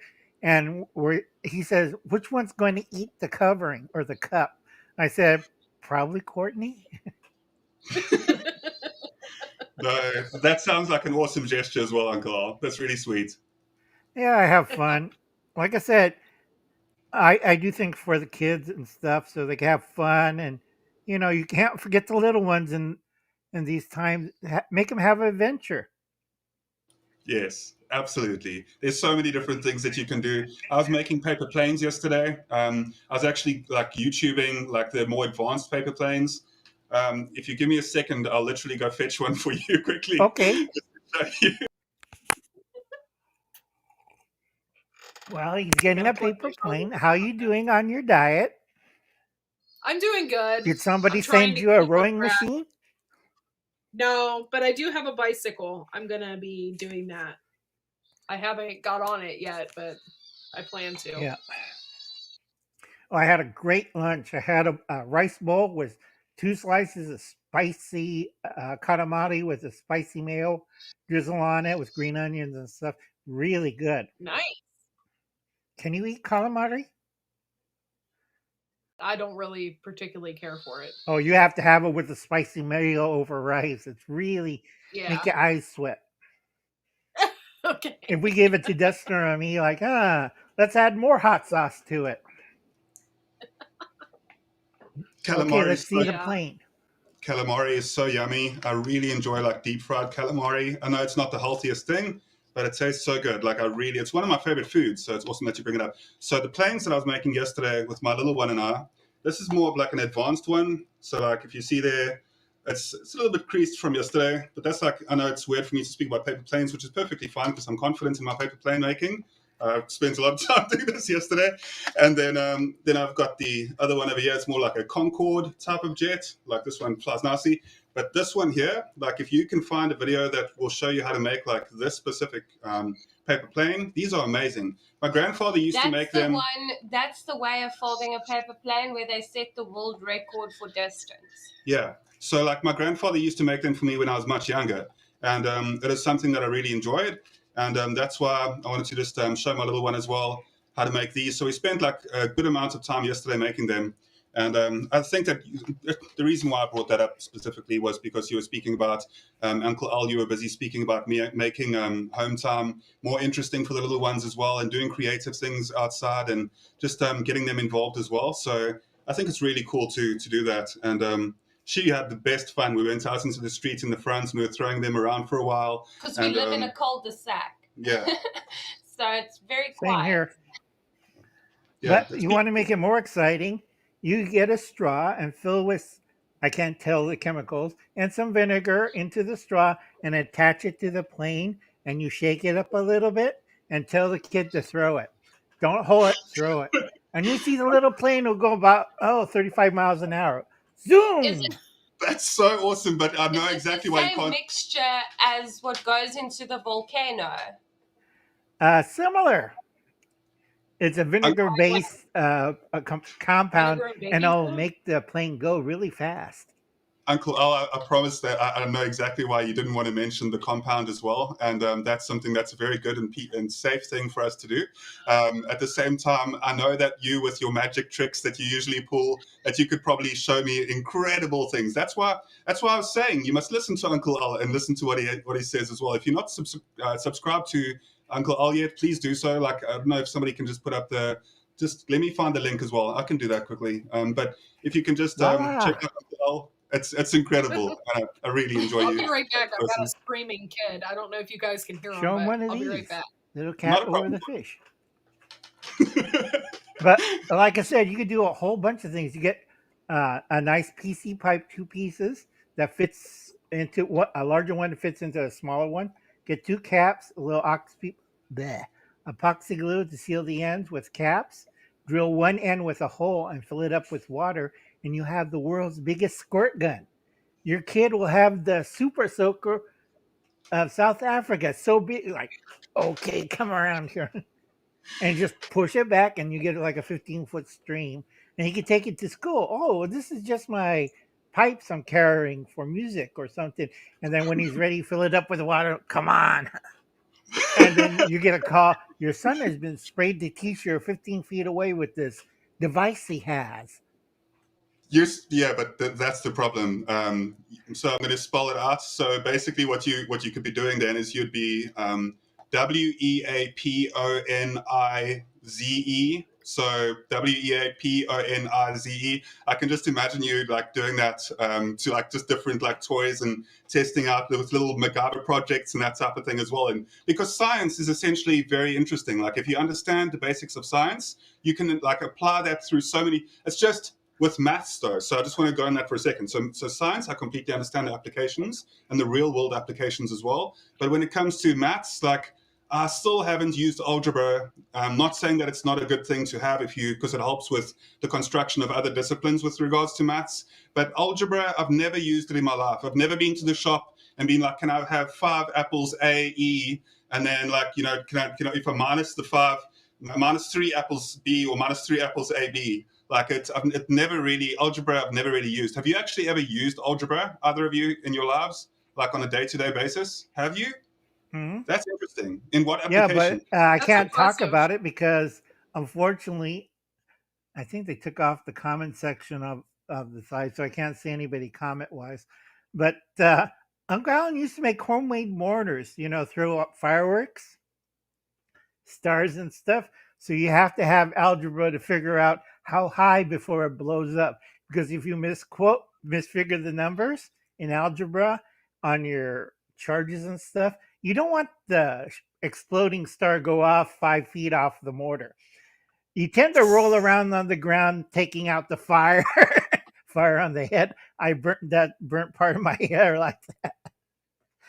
So that's when you use algebra to figure out the height, the distance of calculation of certain movements of projectiles. That's when you bring in calculus and algebra in. Because if you goof on that, it's like, what do you mean you caught your car on fire? Well, we're making fireworks and it kind of blew up. And tried to explain that to an insurance company. Blew up car with fireworks. Okay. No, So that's Yeah, going to be a challenge. Yeah, I can imagine that, and that's I that's never very used interesting. algebra ever for anything. I've heard yeah, this but argument. Yeah, I've heard this argument come up so many times. Sorry, Uncle. I've heard this argument come up so many different times when it does come to the application of algebra in real life settings, and there hasn't been many times where like that point has ever been brought across. So that's actually something that is very interesting, and that's why your insightfulness is why I enjoy listening to you. And if you're on a stream sometime, I'll just like listen and sit back and just really enjoy the conversations that occur. It's great. yeah, I'm always having fun. It's like if you have a dozen nephews and a couple of dozen more grandnephews, and they're looking at you and they look around. I told you, have you read 1984? And they look at me, yeah, Uncle Alan, we read that in school. Did you read the passage where George Orwell said that all people will soon forget about what's going on and be staring at the screens and never notice what's going around them? And that's a true quote. And they're looking at me, and like, uh, I'm going back to my game, Uncle Alan. And that was a quote from 1949 from the book. Isn't it Yeah. amazing? Wow. Yep, and it's Yeah, funny that is how true amazing. that has become as well. Like it's definitely become like we're basically cyborg to a degree because of our cell phones and smartphones. The way that like we're so attached to them already that's why like just the implication of biotechnology as well. If you apply that at all, we're very close to having that. Like it really wouldn't take a far stretch to apply a cell phone to to a wristwatch, which could advance to like an implant at one stage as well. And now I'm getting onto a little bit taboo topics. Sorry about that. No problem. Like I said, you have fun. A lot of things you can make at home, like one of these. It's real easy. Basically, people don't know what Uncle Alan does at the hardware store. And I said, bring it on. I can make anything. This is basically a cotton sash and a little bit of copper tubing. So if you don't have tinder, you just made tinder right there. It's easy. Just soak it in nitrates or you cheat like Uncle Alan. Oh, okay. Yeah. And then you have hey, it's on fire. And you There's just, yeah. No, there's a Yes. South African. There's a very like traditional type of South African application that they do as well. Very similar to that, and it also comes in a cylinder. I've seen some of the guys using it out in the field, and it's really helpful because it is exactly that, and it lasts forever. Like it's a very long lasting tinder. Right. $19, less than $2 at the hardware store. Dollar for this and dollar for that. That's it. Who wants to spend $19 on this? I got Yeah. this on eBay. I have too much fun. I can't believe he spent that. Like, you could just make your own. Right. It's like, I got this spork, and I show my friends. I got a spoon that I stole from the kitchen drawer, cheaper. So why use a spork when you could get Right. a spoon, another spoon, and a fork? How many spoons do you have at your desk? Oh, I have a whole bunch. And a knife. Here's my No. other set. You've got, Oh my word. Here's So you- more cut. you've got to understand something about this as well. You've got to understand No. something quickly. Can I please just say, so it's one of the things that, you know, if Jared died or something, I'd really miss it. But now while he's alive and in the house, it like really annoys me. And it just blows my mind why he does it. So like sometimes he'll go to the kitchen and he'll make himself a sandwich, right? And then Right. he'll go and he'll take a teaspoon to get the peanut butter out the jar. And then he'll just put it on the bread, and then he'll leave these teaspoons with peanut butter all over the place. And then it's No, like, all over the sink, like 3 or 4 on the sink, sometimes on not the all counter. over the place. I found one on the stove. No. Like, Wait. No. You see, the thing is, the reason why I've got to say something here is because if you only hear that section about me and my home habits, you'd think that I'm actually like somebody that isn't very like attentive to cleanliness. And cleanliness is something that we pay very close attention to. So the image of somebody leaving spoons of peanut butter all over the house could sound terrible if that was essentially what I was doing. But it's not like I leave them there for more than a day. It's just like no, sometimes for I'll the go there protein. just now and take it away. No, it's perfect, and it's definitely the truth, and it's something that I am the victim of this criticism. So there's nothing that I can say to defend myself regarding that. What I will say, however, is that when you spoke about spoons, like I really enjoy the part that I was going to bring up is that I really enjoy spoons because they're so like they're so universal. So like just a spoon in general, like it really is something that. Like it's great for spreading. It's great for taking ice cream out if you need to have some ice cream. It's great for like using in the garden if you need to transplant delicate plants. You can use it in the garden. You can. I could speak about applications of spoons forever. Yeah, no, he really likes.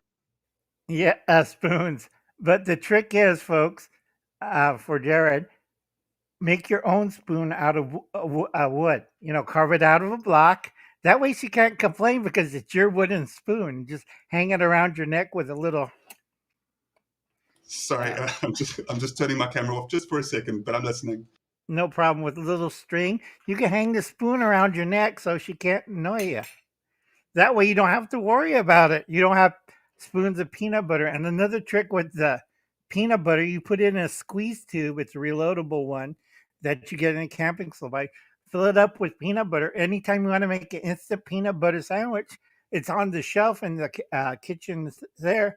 It's full of peanut butter, and squirt your peanut butter. And then grab the tube of jelly and squirt your jelly. Saves time. You don't have to use the utensils. And presto, instant peanut butter sandwich. I can completely understand with the jelly aspect, but the thing is about like I know it's a strange topic that we're on, but it's fun. So basically, what I was going to say is like, wouldn't the peanut butter be a little bit problematic to come out of the cylinder and tube as well? Wouldn't that be Nope. something where because it's a harder compound? Mm-mm. Just don't use chunky. Because I've been doing this stuff for years, and a lot of people looking at me like, Uncle Alan, you're squeezing out cheese out of a tube. Yeah. And people are freaking out like, Uncle Alan, you're squeezing out ketchup out of a tube, or some other weird things out of a reloadable tube. I got from Coogan's Camping Supplies those tubes for camping that you could load up any kind of favorite condiment. It could be cheese spread, peanut butter, jelly, ketchup, sriracha sauce. Ooh, sriracha. Yeah. and you could do all sorts of neat things and gizmos and gadgets, and you just have a fun time. Yeah, it's like I got a book, but I can't talk about the title because hopefully I'll get it on Monday because it's not a politically correct title. We have to use Native Americans and the way they have it. Hi, Fishes and Loves. Hi, Carol. Carol's down there. What's up, Fishes? What's going on? Is it? Oh no, it's this way. There we go. Carol. You're poking me. I wanted to like max it out, see how how many people we can get up here. Well, this with this melon, I can have. It says 9 people. If I really wanted to, 9 or 10 people. It says Well, 5. Is that what? I couldn't hear you. Hold on, I gotta turn up my volume. 9. I can have 9 Wow, people. 9. If I really wanted to. Yeah. Ah, you too, CB. But then it gets too complicated. It gets too complicated with that many people. Yeah, I know. I think. We all talk over each other. Courtney, could you move? Nope. Are you able to move the screens down so that you can move me just down? Just so that I'm not at the top with my. So, Yeah, because my video is not on it. There we go. That's awesome. That's is perfect. that better? Yeah. You just want to be over near the Floridian? Hello. I'll be Hi, right back Carol. 1 second. Poke in your square there. You and your wife. What'd Uncle Al do? What is this? It's like Hollywood Squares, but they went somewhere. The Hollywood Squares abducted version. That's much better. How about the way, Carol? Hello. Thank you so much for joining us. I had to. Oh, thanks, Warren. Good to see you too. Thanks for the love out there. Oh, thanks, Homestead Aquarius. I'm still like dragging my feet about since there was empty spots and what you guys are doing. Are you still doing Shed Wars? You said you. I am. Yeah. I can't go up against your eggs though. When you said you were going to weigh your eggs, I don't have any. Oh yeah. I'm weighing my eggs. Can I weigh my dog? For sure, it's a big part of our family. It keeps us living. My So- dog's emotional support. Does it have to be food? We all weigh our dogs. It's part of homesteading. If I weighed my dog, we'd be in big trouble. Like, because my dog is about 100 and some Oh, odd gosh. pounds. My big one. Yeah, I don't have anything that really, well, my bananas, but I already harvested them. Of course, my son is taking Uh-oh. out the like noisiest toys right now. Noisiest toy. Yeah, the noisiest toys as soon as I get on. Yeah, my son was screaming earlier, Oh. and I was like, "What is going on down there?" I go down there. He's just sitting on the floor watching TV, but he just felt the need to go. Oh, yeah. Yes! They hear their own voice. So I went down there and I said, "What are you doing?" And he looks at me, and just smiles. Oh. Like there's nothing going on. He just felt like Oh screaming. dear, we're going on safari. I was just gonna say, "What are you doing, Uncle Al? Going on safari?" No, I, do I only have a little safari bit of hat. time. Hubby's out at the store, so I can get away with this. Otherwise, he's like, "What are you doing?" I'm like, "Oh, I'm I just can't moderating. do I it. have to moderate." I got a new haircut, Rebel Carol. Canner's See, on. Wow, Uncle Al. and there's Tammy right there. Ah, Rebel Canners. It's so weird because with this My melon, favorite if uncle. somebody pops up and wants to be on my stream, it says Rebel Canners is on your stream. And earlier it was like Uncle Al. How did you get was your on whole your name, stream. Courtney? Like with your name, I couldn't add on to mine. It just said that's all wow. you get. Oh, I don't know. I was lucky, I guess. That's the new programming. You can blame the Chinese for this.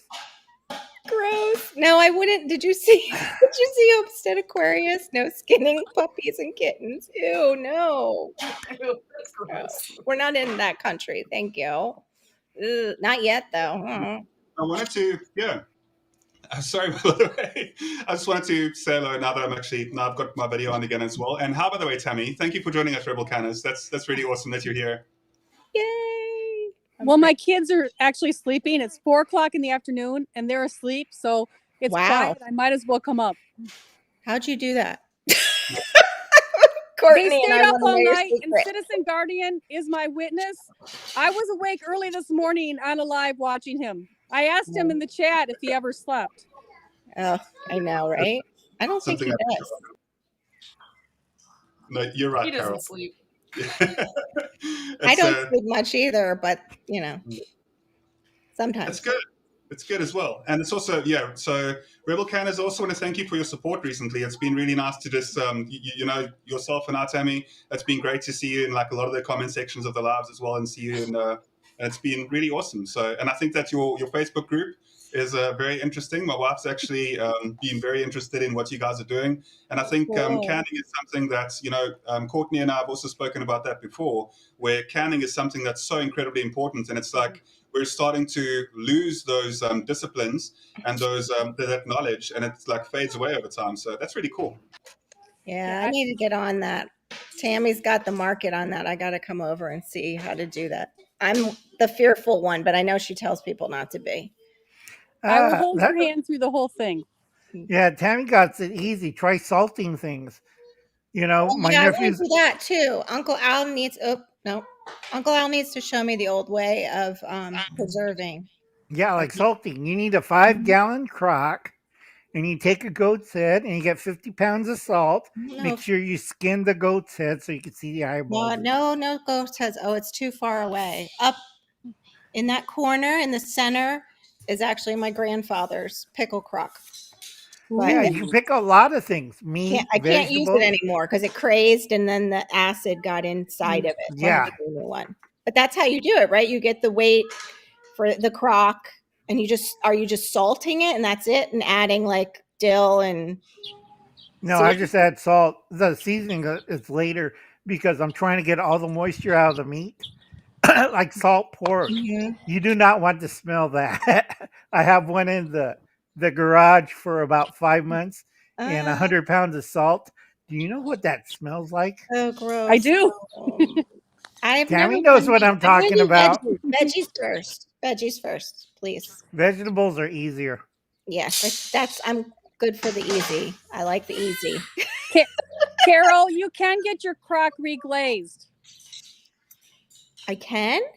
You I would can. think it would blow up though. It's No. like really got it disintegration and it does have a crack at the top. You You can gotta have take it- them repaired no if they're filling. valuable. You What? got to take it to.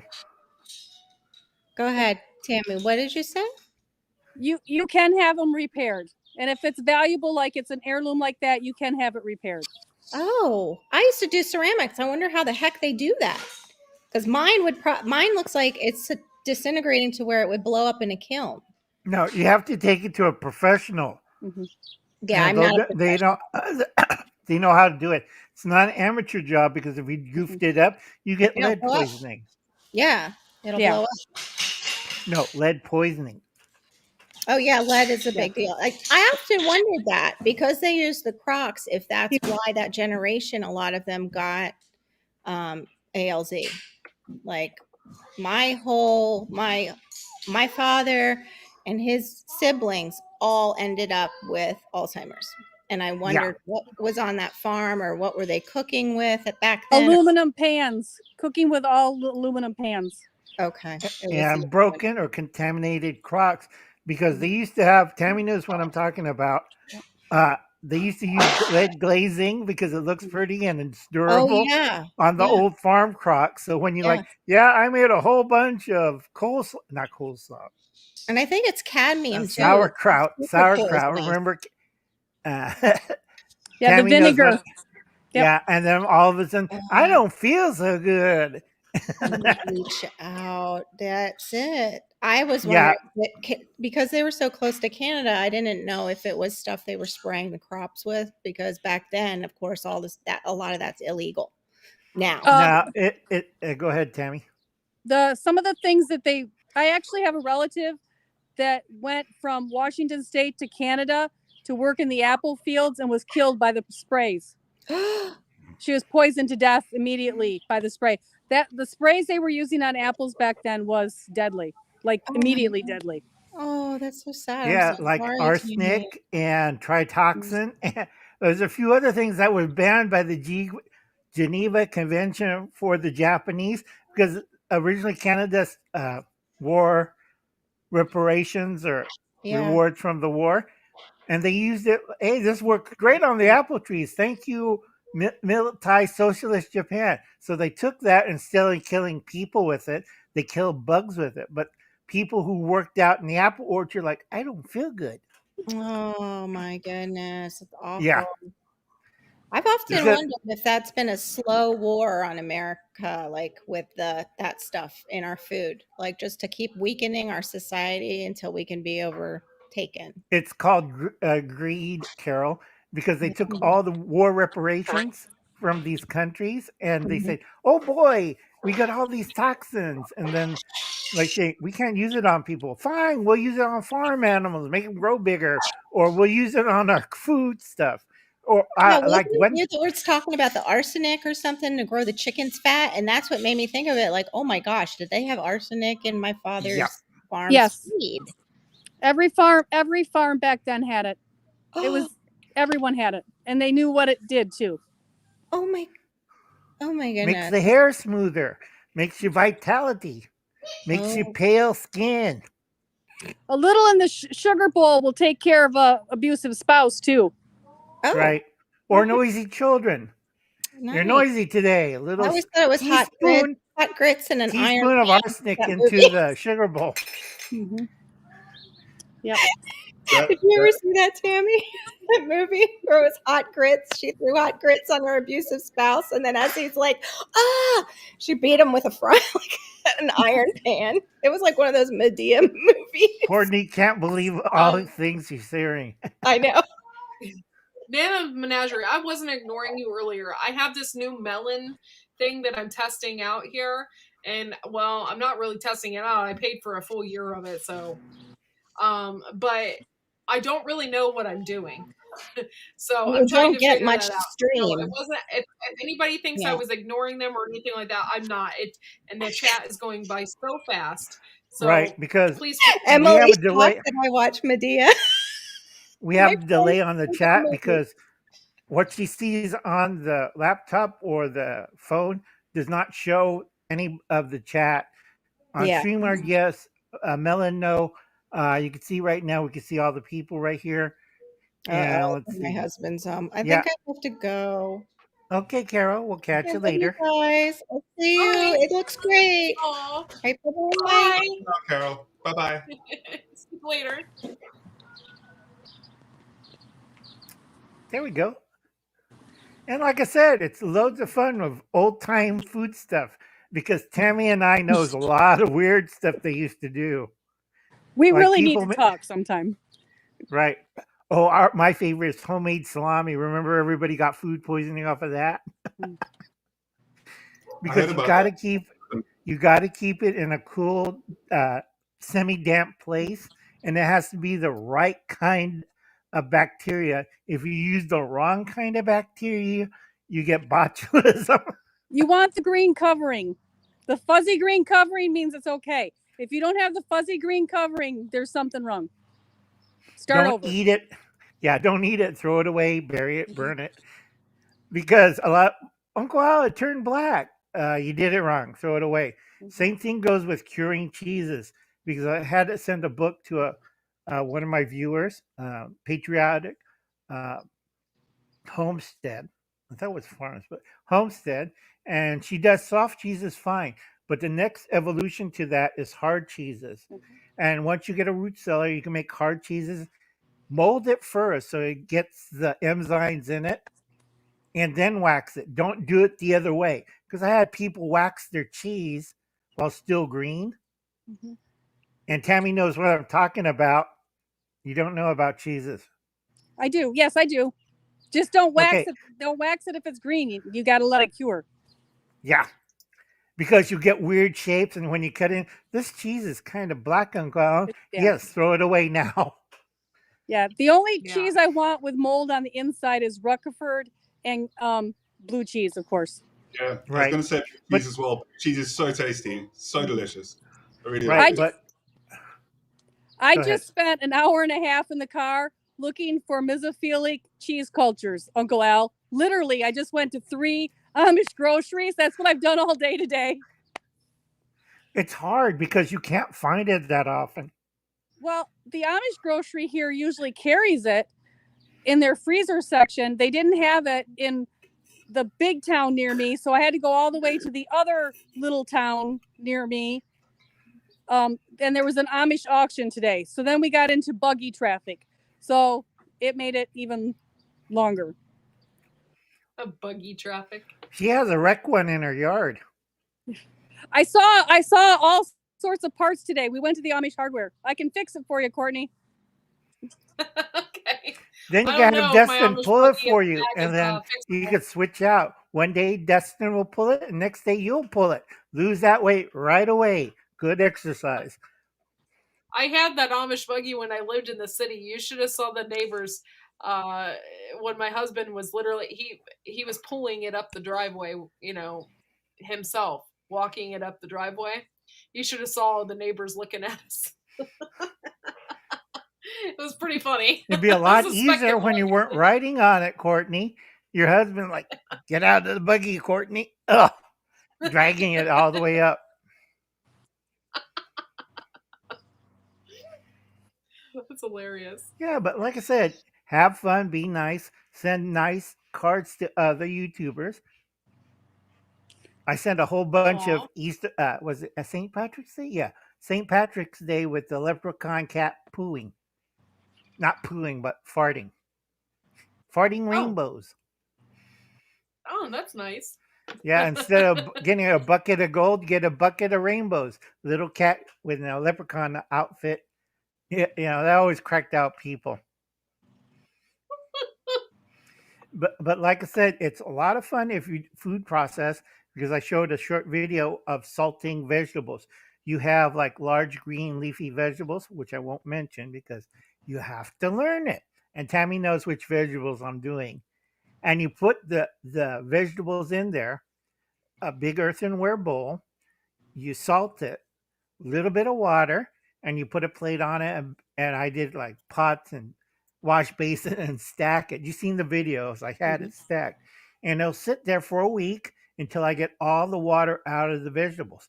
Then I will rinse it, and then I will can it, and with no salt, just water or oil. I have a choice because do you ever can with oil or not? Oh yeah.